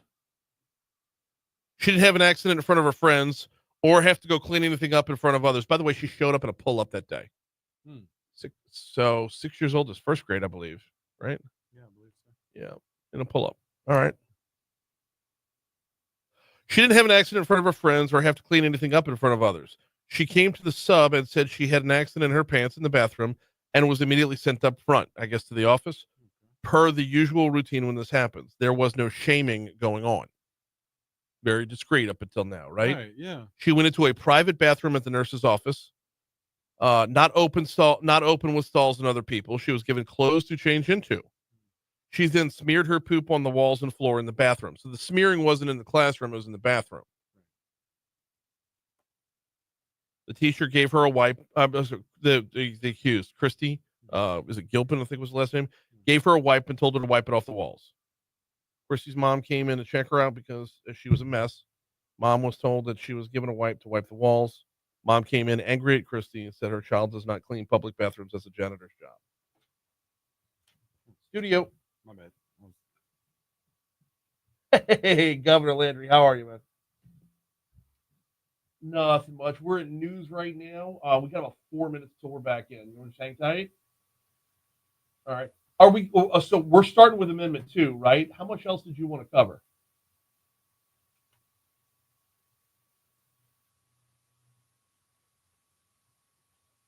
I mean, I really want to hammer home Amendment 2. I mean, between you and me, I'm such a proponent of it. So on the back end, though, I want to talk about how this doesn't table the discussion for future constitutional convention.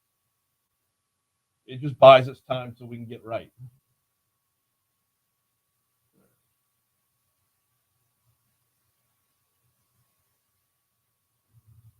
No, yes, totally. Let's do it that way. Perfect. All right, hang tight for me. Thanks. Shoot, sorry about that. How many places in America do you answer the phone and the governor's on the other end of the line says, "Hey, this is Jeff. This is Governor Landry. Right. Not like I'm important. No. Hey, this is love that. Yeah. So good. Was I on for Facebook to hear that? Yeah. Okay. Yeah.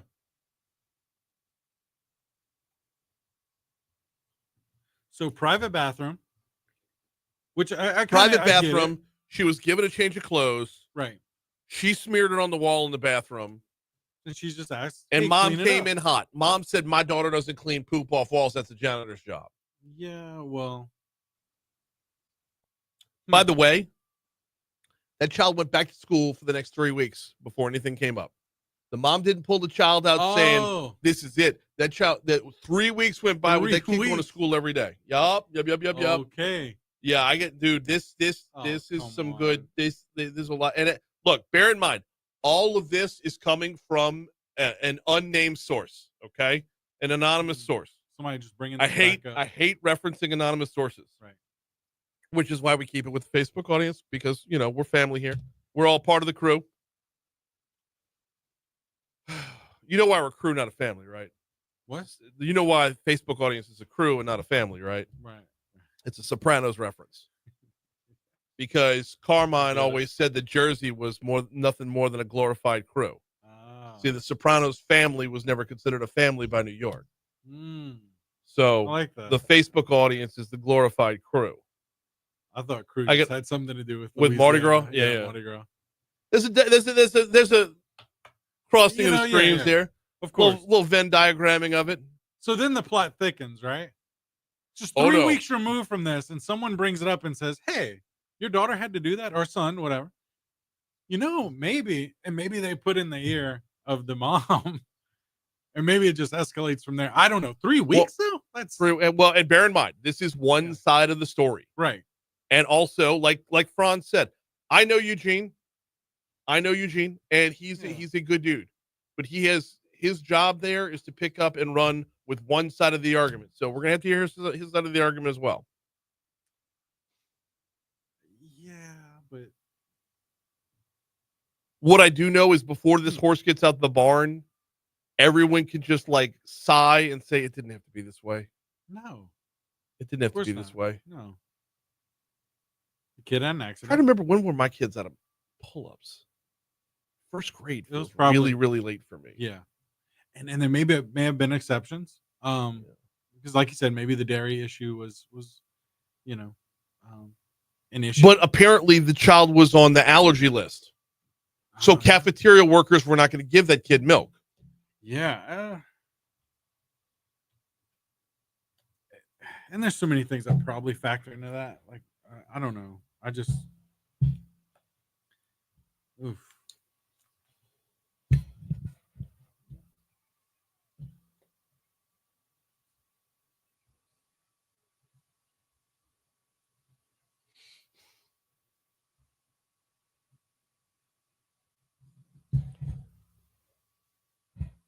806 Talk 107.3 FM WBRP mornings with Brian Haldane rolling right along. Hour 3 coming your way right now. Brian here with you, John LaBeouf producing. We're starting your third hour at 67 degrees in downtown Baton Rouge. Normally at this time, the folks at 5 Star Printing and Signs are bringing you this day in history. When the governor of the state says, let's talk about the upcoming election, we say we can push pause on this day in history. Governor Jeff Landry on the hotline joins us right now. How are you, sir? I'm great. I'm looking forward to when you do this date in history and we show how Louisiana has moved into a brand new chapter, doing great things. How about that? I think I unintentionally put that one on a tee for you, sir. That was. We got a lot to talk about with Amendment 2, and we'll get to some of the other amendments if time allows. But I want to start with, I was having a conversation with State Representative Julie Emerson last hour, and she was talking about how when talk was going through the state capitol about the possibility of a constitutional convention, it looked like the votes weren't there, so she got to work on this instead. And I feel like it needs to be addressed. Amendment 2 does not table the conversation for a constitutional convention. It buys us time to get our books right. Exactly. And look, here's let's kind of walk everybody back for just, take 1 minute and try to get everybody back to time. I think that last year we were moving extremely fast. Yeah. And there was a lot of anxiety inside the Capitol, especially on the Senate side, about the speed into which we were moving. Now, I think if Donald Trump would have gotten elected a year before, they'd have thought we were going slow, and maybe the attitude would have been a little different. And so we didn't get there. And me and you had several discussions on this show about what we were trying to do, because what we were trying to do, the final product, what we was looking for, was a very tailored constitution that protected all of the rights and liberties that we have in this state and ordered the structure of government, but then left the policy making completely to the legislature, which is the will of the people. Mm-hmm. And so we didn't get that. So we looked back and we said, okay, what can we do to continue to move Louisiana forward? And so what we did was we looked at Article 7, which is the revenue generating article. That's the article that empowers the legislature and our local governments to be able to tax. And also over the years, we stuffed in all kind of budgetary things that really inhibit us from being able to streamline government and to be responsible, especially when times are bad, right? So here we go. We go into the special session last year in the tax reform session. And as usual, we recognize the only way to make sweeping changes is to be able to get into the Constitution. So what is on the ballot in Amendment 2 is 30% of the work that we were trying to do. 30%? 30% of what we were trying to do in the constitutional rewrite is packaged right now in Amendment 2. So that means we got 70% left that we got to go after. Right. So within that 30%, what's the makeup there, and how does it get from point A to point B?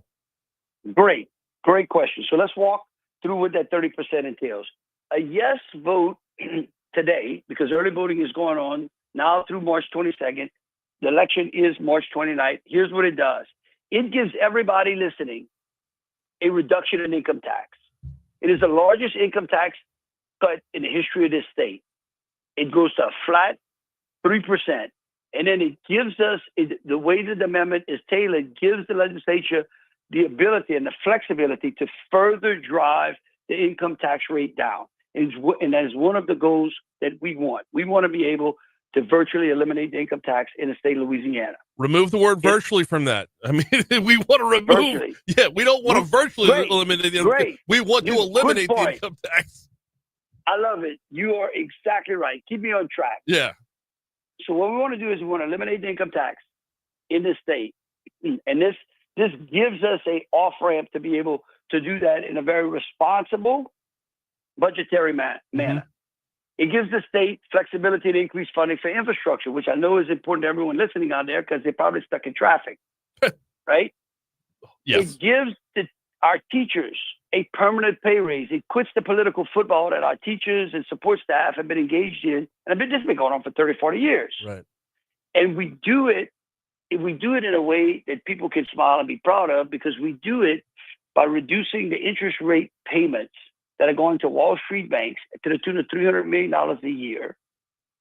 And we do it by paying down some debt using some of the accounts that are locked up in the Constitution that were designed for education, okay, and have not been used. They just not been used. And so what we do is we take the $300 million interest payments and we give that to our teachers. Does that? So there's a permanent pay raise for teachers in the amendment. It doubles the deduction for our senior citizens over 65, because we've seen so many people got great paying jobs here in Louisiana, especially in the Baton Rouge metropolitan area, to get a good retirement. They're like, I don't want to pay this income tax anymore. I'm moving to Florida or to Texas. Mm-hmm. This allows them to keep more of their hard-earned money in retirement. It creates a limit on government growth, on spending. Okay? It preserves the homestead and religious exemptions that are currently in the Constitution. A yes vote on Amendment 2 will ensure that any religious organization out there is just as protected after the amendment passes as it is today. That's important to note. And then finally, it paves the way for us to work with our local governments to continue to eliminate things like the inventory tax, which really is a barrier of entry to many businesses. And so let's look at what this does. Let's look at the momentum that we have in this state right now. Mm-hmm. Right now, I believe that by June, we will have $50 billion worth of private investment in this state in large projects. That is unheard of.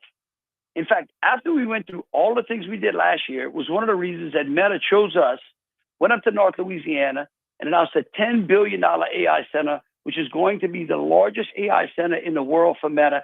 I don't believe the price tag will stop at 10. I think it'll go up. They've got plenty of room to expand. We went down to Plaquemines Parish just 2 weeks ago, under which they announced an additional $18 billion expansion down there. I'm on the verge of a couple of other big announcements that we're going to have. And what I like about all of these projects is they're scattered around the state. And there's one, a huge one that's coming to the capital area as well. That kind of momentum only continues if the people in the state recognize the work that they sent us to do, and then they support that. So if they like that, then we need a yes vote. And what that does is, and we've talked about this on the show the last time, Brian, we talked about the tax foundation score, right? Because there is a clear difference between the average salaried income, the average median income of families in states that in the top 10 versus the states that in the bottom 10. And right now we got an opportunity. We moved ourselves from 42 to 25. And the only way we can drive it even further is to be able to pass this amendment. We've got Governor Jeff Landry with us talking about Amendment 2 on your ballot on March 29th, or actually it's on your ballot right now if you take part in early voting. Governor, one of my favorite quotes of all time is by Mark Twain. He says, "A lie can get halfway around the world before the truth gets its pants on." It kind of happened with this one when talking about that religious exemption. Walk me through what the religious exemption actually says. First of all, I want to thank you because I've been looking for that quote because that's exactly right. I couldn't remember who said it, but thank you. It's Twain. I have to call you more often, Brian. Please. No, that is exactly correct. I mean, look, there are people out there. I just want this is out there. There are people out there that are either naysayers, believe the glass is always half empty, and will never ever do anything that puts people in the position to be successful. That's okay. That's just the kind of people that are out there. They don't want us to succeed. I'm not like that. And so what happens is exactly that. There was rumor that we had taken it out, but we worked with the largest religious organizations in the state that had the most amount of property in the state to ensure that they wrote the language, because that's the best way to protect that. I mean, I'm the guy who signed putting the 10 Amendments in our schools. I mean, my track record as Attorney General, both Liz Miro and I have done more to protect the First Amendment, to protect religious liberty, just like you just check all of the boxes. And so it really was disappointing when that kind of started making its way out. But like you said, a rumor's like a brush fire. I mean, if you don't control it, it gets way out of whack. Well, no, and look, I don't think there's any ill intent behind it. I think they're just some can get scared, and when you look at the track record that Louisiana has had in our past, I understand. But I mean, moving forward, scared money don't pay. No, that's exactly right. And look, I'm not telling you that the ones who made the questions were the ones that had really ill intent. I think that there are organizations out there that have been trying to fuel the fire, and then people pick up little bits and pieces of what they say, and that's what they do, is kind of like little embers, and then they get scared, just like you said, and then they start looking and then they question. That's fine. Look, we love when people question, and we've been, as they've come to us, we've been able to answer them. But there is, and here's another important part that I think it's important for voters to understand. The passage of this amendment does not take anything out of law. So anything that's in the Constitution, in that amendment, that they may be concerned about, or they may think might affect them, and they may think they don't want it to go away, it doesn't go away. It actually moves into a super statute, a set of laws that you can only amend by a 2/3 vote, which is a high threshold. It's the same concept that we talked about, that we wanted to do in the rewrite of our Constitution. So we're using the same fundamentals with the same safeguards to ensure that we methodically put the policy of this state in a position where we can lead in the South. We got about 2 minutes left with Governor Jeff Landry. Governor, I wanted to touch on the other amendments in this remaining time, but I kind of want to call an audible here and ask you for your little sneak preview of what's to come in the upcoming legislative session. I know a lot is contingent upon March 29th and Amendment 2, but assuming everything goes to plan there, what is top of mind for you in this upcoming session? Well, look, I think the voters out there are really going to appreciate this. The good news is if they go out there and they vote yes on March 29th, they're early voting right now, which goes on to March 22nd, they are going to clear the way to give us the bandwidth in this next legislative session to deal with real insurance reform, to reorganize the Department of Transportation and Development to make sure that it's streamlined and we start moving our infrastructure projects a lot more quicker. Okay. And let's see, we had a couple of others. I was on a roll, and then I was saying, so we're doing insurance reform, we're doing DOTD reform. Oh, and we are going to further work on fiscal responsibility and tweaking the tax policy, because again, once they unlock that amendment for us, we get to further drive our score down in the tax foundation. Okay, so right there, the fiscal responsibility and working on tax reform, that part of it right there is so dependent upon this, because anybody who lived in Louisiana during Bobby Jindal's tenure heard healthcare and higher ed cuts, and we were always hamstrung with what we could do fiscally. To be fiscally responsible, we were always hamstrung with what we could do because we were on lockdown with the way things were built constitutionally. It brings us right back around to Amendment number 2. If we want to unlock those doors, that happens on March 29th. That's correct. It's a great way to put it. That's the key. If you want to quit the consistent political football and theater that's been going on around the budget, that's the key to unlocking that and to put it on stability. Is that, and look, here's what we got to lose. We have finally, just last year, it was the first time the census, when they announced it this year, but last year, 30,000 people moved into the state of Louisiana instead of 35,000 people moving out. Let's keep that trend going. I mean, I want the goal to be, I want your goal to be getting us a 7th congressional district. Hey, guess what? What? Nobody wants 7 congressional districts more than me. I'm the one that lost last time we lost the congressional district. That was unintentional. I'm so sorry. I hope I didn't peel off a scab there. I didn't mean to open an old wound. You did, no. I think what you did was, look, I just want you to know, like, I appreciate that. I'm not going back to Congress, believe you me, but there's nobody that understands exactly what you just said better than me. Like, I have lived it. And I've watched it, and there's no one who would like to pin an additional congressional district in Louisiana on the map more than Jeff Landry. He is Governor Jeff Landry. I appreciate a couple minutes this morning. I'll let you get back to your Mark Twain quote book, and we'll talk to you soon. Thank you, Brian. Take care. Absolutely. 820 at Talk 107.3 FM. We ran way long there. I don't care. That was awesome. I don't have a take on everything, right? Like I don't feel like that. I'm not the host that's required to have a take on everything. Some things are just news. This is one that I'm kind of in lockstep with the governor here. I mean, disagree with him a lot, but I'm in lockstep on this one.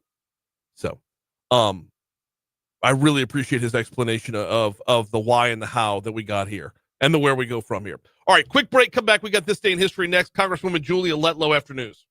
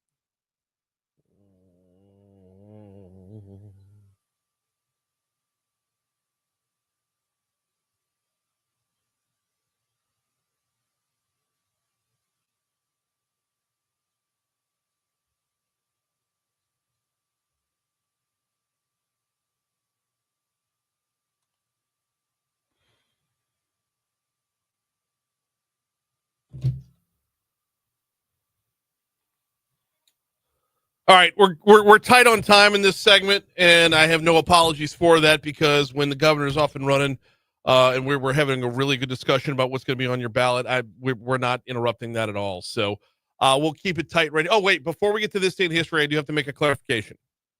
Apparently, I misquote Twain all the time. The exact quote is a lie can get halfway around the world before the truth gets its boots on. And for some reason, it's embedded in my head. The truth gets its pants on.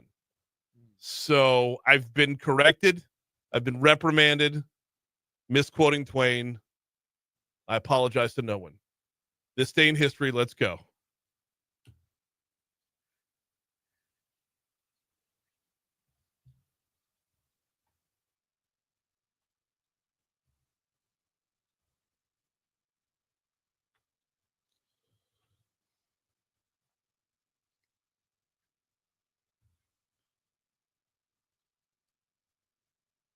Pants, boots, it doesn't matter, right? You know, but to be angry about it. Oh, if they're angry, I mean, it's okay. It's all right. It's gonna be all right. It's gonna be okay. Hey, 1920, the U.S. Senate rejects the Treaty of Versailles for the second time, refusing to ratify the League of Nations covenant and maintaining a policy of isolation. Good. Yeah. All right. 1940. Are we working back towards that? Yeah. Keep it moving. I need to not step on you today. 1942, FDR orders men between 45 and 64 to register for non-military duty. Between 45 and 64? Yeah. To register for non-military. Well, I would hope it'd be non-military duty. Right. Can you imagine? I mean, listen, I'm 48. I think I can run. Oh, dude, I believe it. Like, I believe it. I mean, I'm fat, but I'm not out of shape. Right. Right? Right. There's a difference. Yeah. No, my problem isn't on the physical fitness side. It's I eat like an orphan on his first day in his forever home. But like, hey, 1964, Sean Connery's first day of shooting on James Bond film Goldfinger. What? Yeah. We still don't know who the new James Bond is, do we? No. But we know it'll be a man. I'm a man, man. I'm a man. I'm a grown man. Hey, 2002 U.S. invasion of Afghanistan.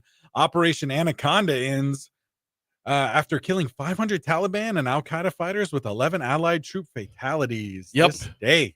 And then 1 year later? Yes, airstrikes by an American and British-led coalition signal the beginning of the invasion of Iraq without United Nations support and in defiance of world opinion.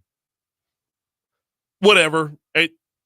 That's one where I don't think history matched the way, like, history didn't match the present, you know? Right.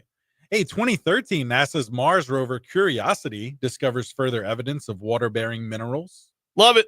Yeah. Wait. Anything else on? Oh. No. That was it. Okay.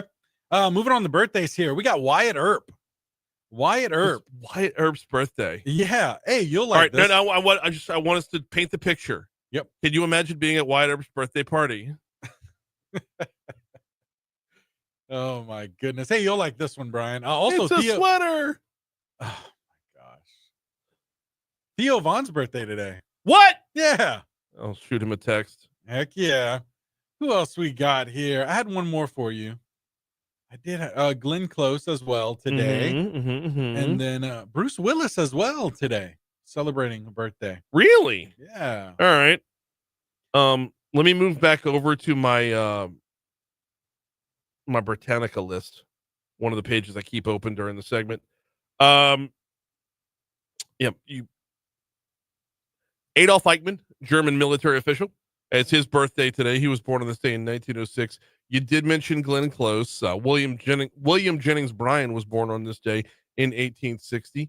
And we also had, if we want to go completely notorious, Harvey Weinstein. Oh, hey, over in the sports world. I got two in the sports world for you. Yeah, go ahead. One's very, very big. Andy Reid. Oh, but hey, that's not the big one.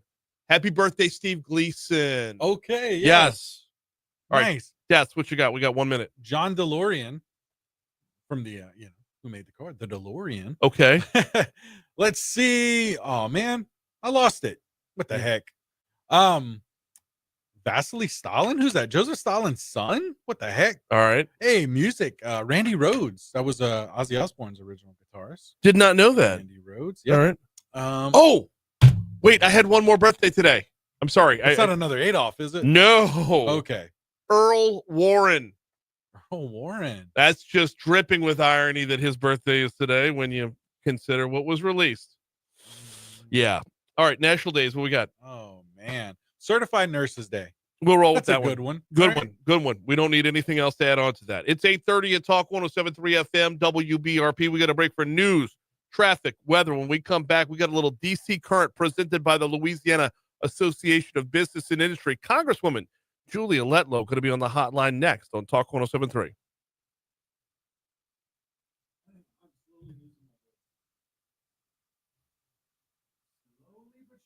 Oh.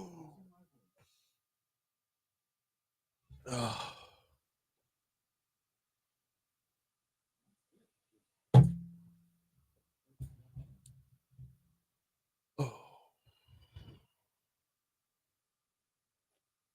This text is just fascinating. I can't get past it. I got to move on from it. Because I need to compartmentalize and stay focused on where we're at. And that's the current show. We're going to get back into the poo-poo discussion at some other time. But yeah, so I've had, through separate anonymous sources, I've been told that this mother just straight up lied. Yeah. Sounds like she's smearing lies everywhere.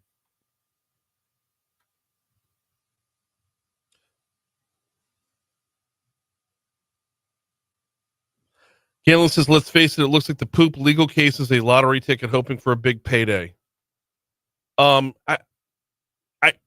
It's hard to argue with that. Sonny says if the kid threw up, they wouldn't ask her to clean it up. It's a sanitary issue for the child's safety. Sonny, if the kid went and picked up the vomit and smeared it on the wall, yeah. That's what we're seeing. The fact that the kid made an accident, right? We get it. Like that's understandable. But wait, Renee, which one liner?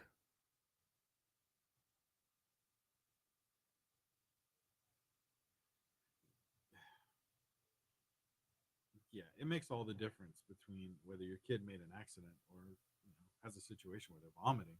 But it's another if the kid's like splashing around in it. Right. And when the kid had their accident, the kid was taken to a private bathroom. Yeah. And was given a clean change of clothes.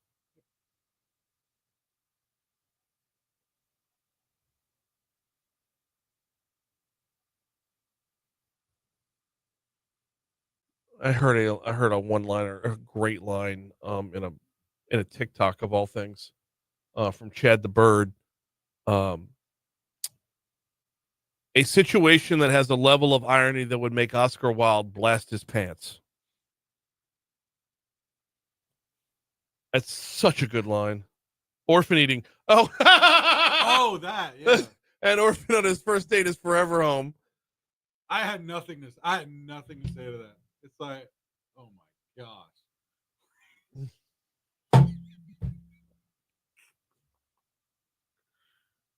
I'm sure that offended somebody.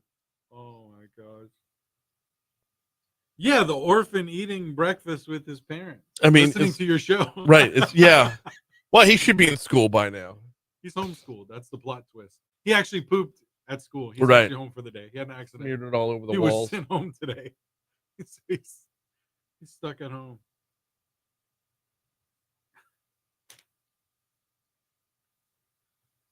Oh, goodness.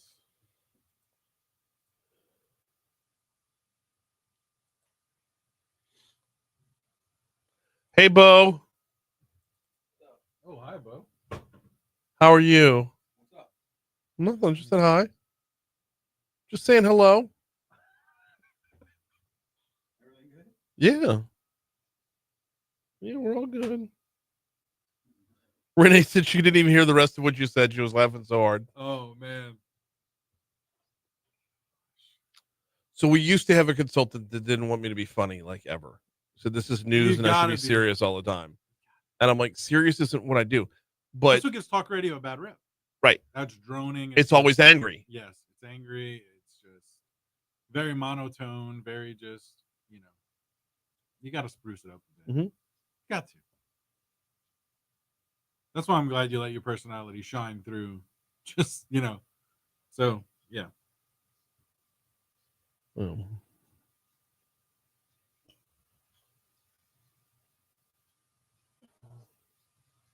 I mean, heck, I sit back here like, you probably should I make a joke? Like, can we do that? No, I'm 20 years in the business. Right. So there's like, I know like to make a joke on the front end with Jeff Landry, but then once we get into the meat of things. Yeah. Hey, Bo, if you were asked to join the military today, you think you could keep up? How old are you? 45. I'll be 45 this year. Oh, well then, yeah. I was thinking how I would angle Landry to give me a commission so I wouldn't have to be a private. Like, I'd go in as first lieutenant or whatever. Yeah. 45, and especially if I could go help out Hotline. with the deportations. Hotline. I would do it tomorrow. Yeah.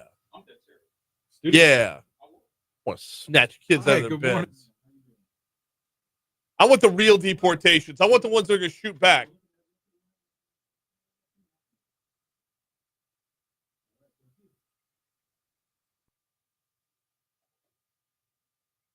Personality. Like immediately, like you just want to be like, yeah. How's it going? Like, yeah. And what I like is every time we have a conversation, the answers get longer and more informed, because this is a different animal for a politician. Is like they're used to pull quotes from a newspaper or a 10-second soundbite on the news. Yeah. And this is a 12-minute long segment, and you can't talk and say nothing. Right. And it's yeah. She's adapted very, very quickly. So good. Oh, am I up with weather? Yeah. All right.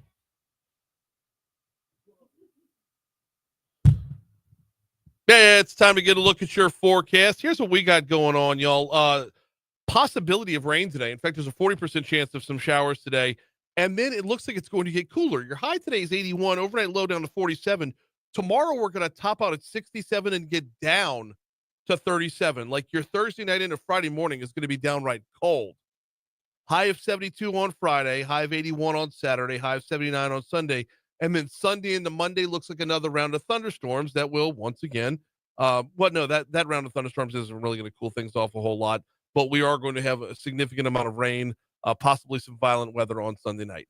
Right now, we are looking at cloudy skies at 66 degrees in downtown Baton Rouge.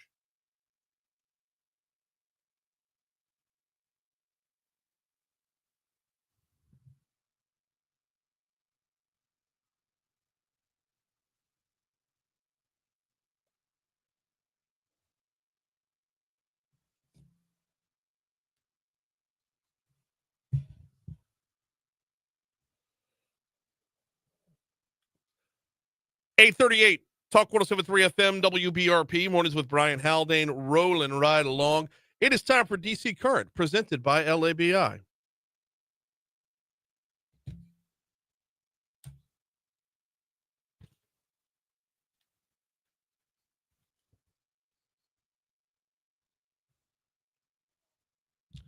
Welcoming back to the show, as we do every week, Congresswoman Julia Letlow. How are you this morning? Hey, Brian, I'm doing so well. It's so great to be back in Louisiana this week. So there's some cleanup to do in Louisiana this week. Do you mind if we start with Tangipahoa Parish is your district, right?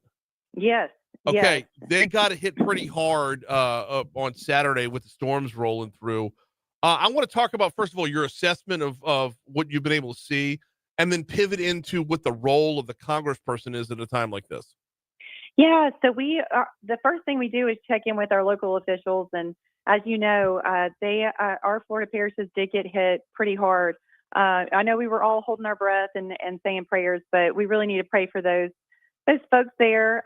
From what we could assess, there were about 30 homes that were destroyed, especially in Kentwood, and so we're offering our prayers and want to help them rebuild. And it's my job to make sure that they receive those resources that they need. to put their homes back together. In comes FEMA again to try to make sure that they have everything that they need from the federal level to start rebuilding their lives. But as you know, it's absolutely devastating to lose your home. But I'm really grateful that no lives were lost in our district. So it could have been worse. But again, praying for those who lost so much. No, absolutely. When you have a storm of this nature, and yeah, none lost in Louisiana, but nationwide with that band of storms as it made its way through, over 40 lives were lost. At a time like this, when you hate the side-by-side comparison, different emergency situations. You hate to, compare a wildfire to a hurricane to, an unnamed storm. Is it difficult to get FEMA's attention and action when it's not a nationwide headline for weeks on end? Yeah, it's, there's no secret how I feel about FEMA and how we need complete reform there. So yeah, it's a little discouraging, when it's not a named storm to get their attention, just in general, to provide the relief and the help that they were created to do. So I'm hopeful that President Trump can get FEMA back on the right track to really take a good hard look at why they were created in the first place, and then to provide that assistance when Americans need it the most. So I'm hopeful that we're headed toward better days, Brian, when it comes to FEMA. And look, this is a conversation I've had with former Congressman Garrett Graves on numerous occasions. So I don't know what else to say, but welcome to South Louisiana, Congresswoman Letlow. Thanks. Yeah. We got a couple different topics to cover this morning. One of which involves LNG. I want to talk a little bit about what the Biden administration did when it comes, and shout out to Matt in your office, who greatly deserves a raise. But want to talk about a Biden administration burying a study when it comes to the major energy crackdown. What is your office working on in terms of LNG and how to move Louisiana back into the lane it needs to be in? Yes, this was a bombshell that just came out. Okay, so little backstory. Biden's decision to pause LNG exports was obviously catastrophic for Louisiana and America. We raised the alarms when that happened. Thankfully, President Trump just reversed that move because he truly understands that energy security is crucial. It's a matter of national defense. And Louisiana, by far, exports the most liquefied natural gas in the U.S. 60% of America's exports come from Louisiana. And natural gas, not only do we do that, but it creates jobs for people. It keeps our utility bills low, and it provides energy to our allies so they don't have to import from America's adversaries. So get this, Brian, we're now learning that the Biden administration also understood this, but buried the truth that they found in the study because it did not meet their political agenda. And they wouldn't release the study that they themselves called for. And Brian, I actually remember questioning the Secretary Granholm, about it, asking her why she thought it was necessary for them to do this study when they knew their pause was crippling our industry. And so, okay, get this. It turns out that what the initial study found is that exports from the U.S., from Louisiana, will actually bring down global emissions by displacing more polluting sources of energy abroad. And it was absent from their 2024 version that allowed the Biden Department of Energy to skew their final report findings against increasing LNG exports. So they buried what they actually found in this study. And it's really sad that all of this happened, because we know how to do energy in Louisiana. We just need the government to get out of the way. President Trump knows this. And so I was just actually, I don't know, I guess I shouldn't have been shocked that they would actually bury important information like that to advance their political agenda, but it happened, and it was just uncovered recently. Yeah, look, there's politics, and then there's politics, and like that's that level of, and these are things we've known, Congresswoman Letlow. We know we do it cleaner than everybody else. We know we do it better than everybody else, and we know that Americans have jobs when we're doing this. I don't understand the complete want to not slam dunk this thing by the previous administration. It feels like the no-brainer of no-brainers to be able to say, if you're Joe Biden's administration, if you're Secretary Granholm, to come out and say, we want to continue working towards getting rid of fossil fuels altogether. But in the meanwhile, it's the but in the meanwhile part that we don't have or didn't have. Absolutely. And just trying to communicate that with them, you would just want to pull your hair out. So it was a wild couple of years, but hey, we're on the right track now. No, absolutely. I mean, it doesn't stop them from being green. Be as green as Kermit the Frog. I don't care. But while we're working, let's just keep, while we're working metaphorically, let's keep working literally. Absolutely. Couldn't agree more. We got, what do you do with that now? I mean, is it just a matter of that administration's over with, that administration's gone, we're finally back on the right path, and you just let the bygones be bygones? Yeah, and I think I've said it before, sunshine's the best medicine, and that's why it's so important for us to take a good hard look at the book, look at these departments. Transparency is key. No more hiding things. Like, let's just lay it all out there. What happened and how can we move forward and try to improve upon the past? So, it's just shedding light on things that shouldn't have happened and how we correct them moving forward. And President Trump is doing that. Congresswoman Julia Letlow is our guest. This is DC Current, presented by the Louisiana Association of Business and Industry. You can learn more about what your state's Chamber of Commerce does at labi.org. All right, so you're home now. I am. I'm so glad to be home, running around my district. But had a great couple weeks in DC. I actually met with the lobby folks while they were up there for their fly-in. So was able to give them an update on what we've been working on, the appropriations process, and all the fun things happening in DC. But it's always so good to be home, Brian. What does the schedule look like at home for you? I know we've talked about it in the past with Congressman Graves. We've talked about it with Congressman Carter. How does Julia Letlow break down her home schedule? So I try to travel as much as I possibly can. I've got 2 kiddos in school, so I definitely have to work around carpool now. But I want to travel around the district, and I go and meet with my mayors, parish presidents, really hear what their concerns, issues are. We're starting the process right now of the appropriations process all over again, community project funding requests. And so I'll go meet with our towns and talk to them about what their needs are, what projects they have shovel ready that they'd like for me to submit to the appropriations process. And all that kicks off right around now. So my team will come down from DC, and we put together a little presentation to encourage people to apply. So we do our little appropriations tour right about now, and applications are usually due around April. So that's where you'll find me running the roads. If we could do that, I hate to do this in backwards order, but we're going to end the segment by what we probably should have started with, and that was putting a button on the work in DC when it comes to the CR. Getting that thing over the finish line. Walk me through a little bit about what the vibe was in the Capitol building. It appeared very contentious, and then at the end of the day, it did clear the hurdle. But getting it to that end, how did that work, or how did that go? Well, it's a concerted effort, definitely. So I'm a part of the whip team. So part of my job up there is to make sure that all the votes are accounted for.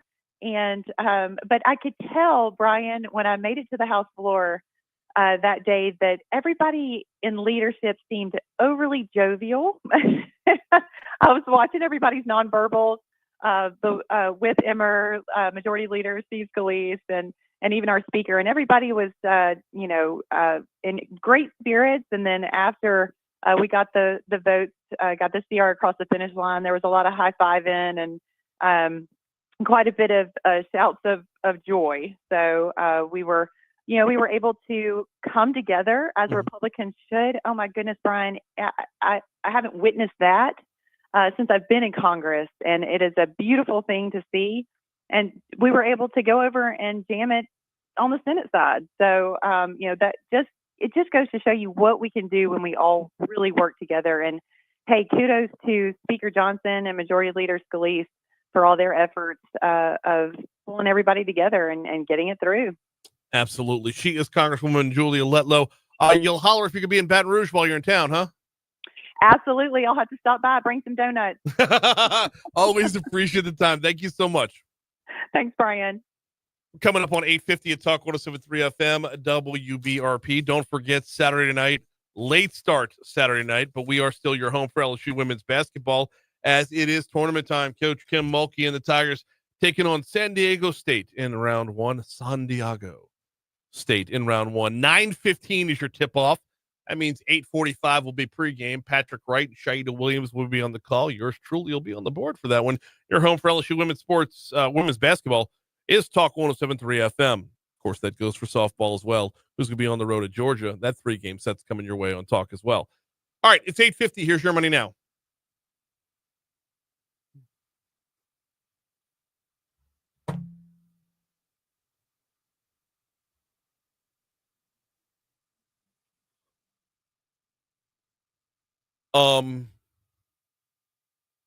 I every once in a while I need credit for not telling a joke. That's to be sure. Because when Steve Scalise is talking about whips, I have a vision of him counting votes. When Julia Letlow does, I have a vision of Wonder Woman. Yeah. That's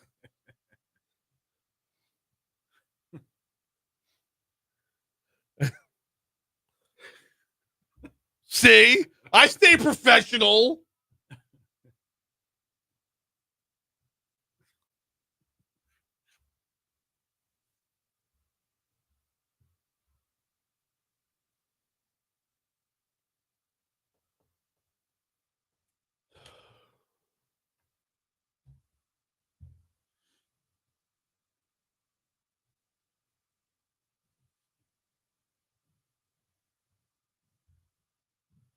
Hello.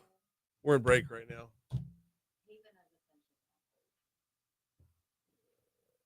they say why? Budget. Oh. Okay. All right.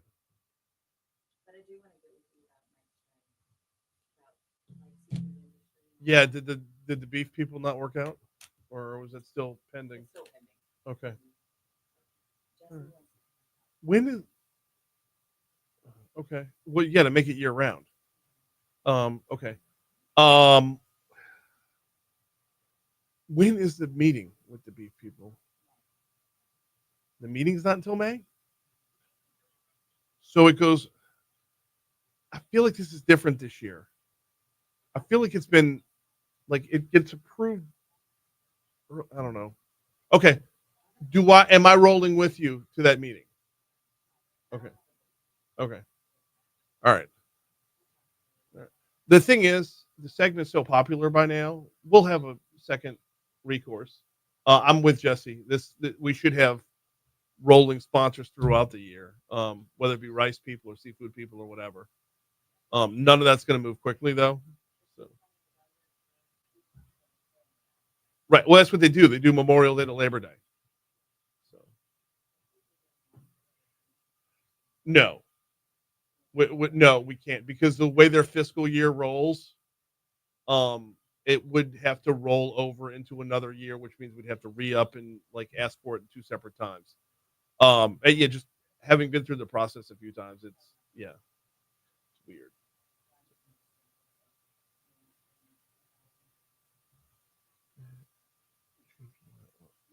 Yeah, I think that was, but is it only 3 months?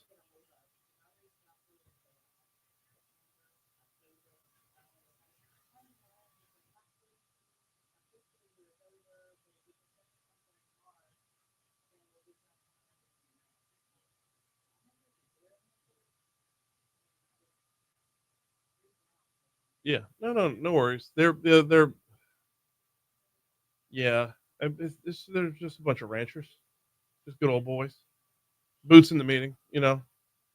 You're not going to be in front of a bunch of suits. Well, I definitely don't want to scare them, but at the same time, though, I want to find something that goes out. Like, we don't need to talk about beef every day and Foodie Friday all year round. So I want to hit others with the same package. That's where I want to be. So, yeah, thank you. Well, let me know when Haven's back in. I have faith. I think they're going to get it.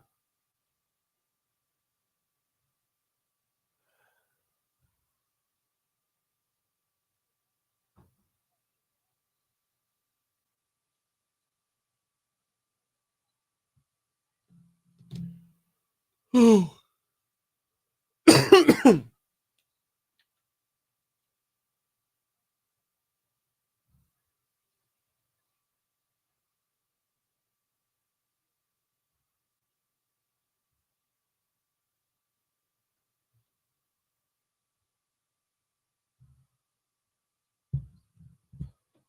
Nelly, I'm tired. This show wore me out. Wore my ass out.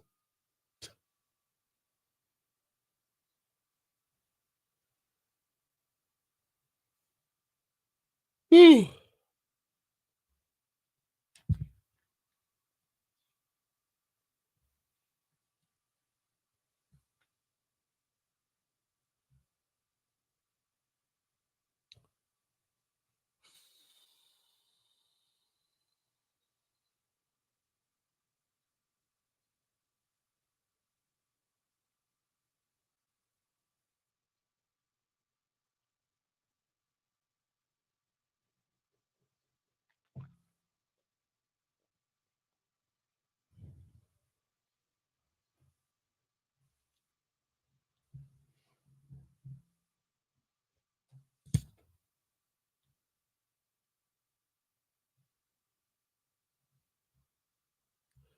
$8:56 Talk 107.3 FM WBRP mornings with Brian Haldane rolling right along.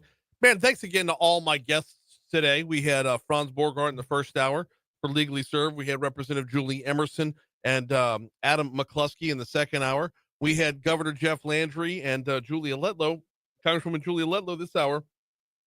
If you missed any of it, it'll all be available on demand at talk1073.com after the show is over with. By the way, you can get all of our individual interviews at talk1073.com. You can download the free Talk 1073 mobile app, or you can catch us on Facebook Live or YouTube, all courtesy of the folks over at Lake Urgent Care. Lake Urgent Care, walk-in care for minor illnesses and injuries. We've got the outside in just a minute. Got to remind you about the folks over at Cajun Soft Wash. Now is the time, y'all. With the on again, off again storms of the spring that brings a lot more moisture around, and really can only exacerbate some potential mold buildup that you may have seen over the course of the last year. Take a look at your walls, and they might be an indication of what's up on your roof. Take a look at your roof. Oh, by the way, is it time for a little spring cleaning? Well, CajunSoftWash.com uses 100% biodegradable solutions to your problems, and they will extend the life of your roof by utilizing them now. One of the biggest causes of loss of life for a roof or loss of lifespan for a roof is that mold, is that mildew, is that algae buildup. CajunSoftWash.com. They're not going to trample all over your roof. They're not going to pressure wash your roof. It is a soft wash and expands the lifespan of your roof. Same applies to your walls. Same applies to your sidewalks. Cajun Soft Wash. Oh, by the way, same applies to your business as well. CajunSoftWash.com. All right, time for the outside in. Let's go.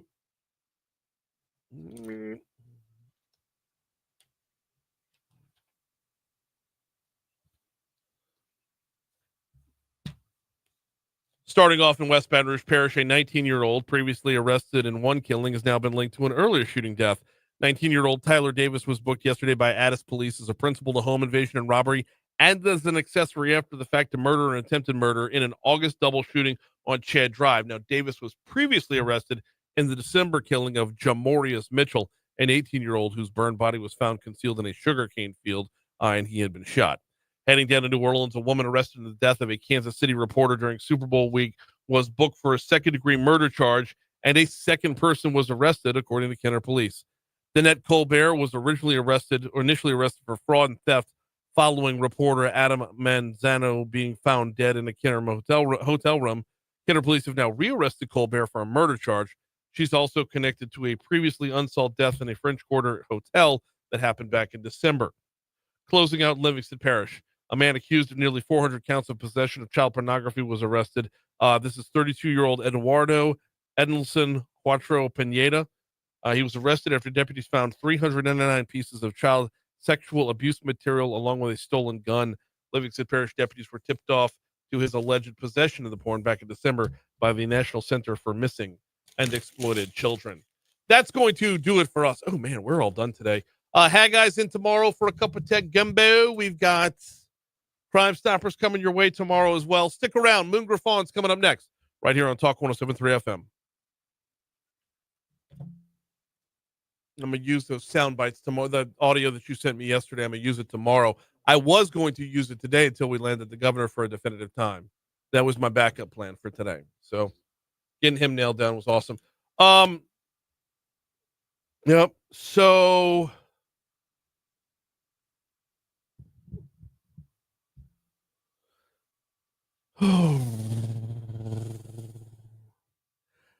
we missed one in this day in history. We missed a death.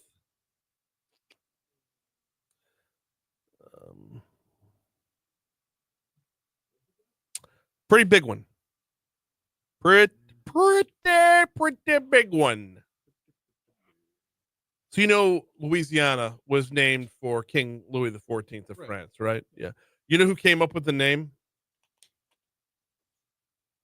I'm not aware. René Robert Cavalier Sieur de La Salle.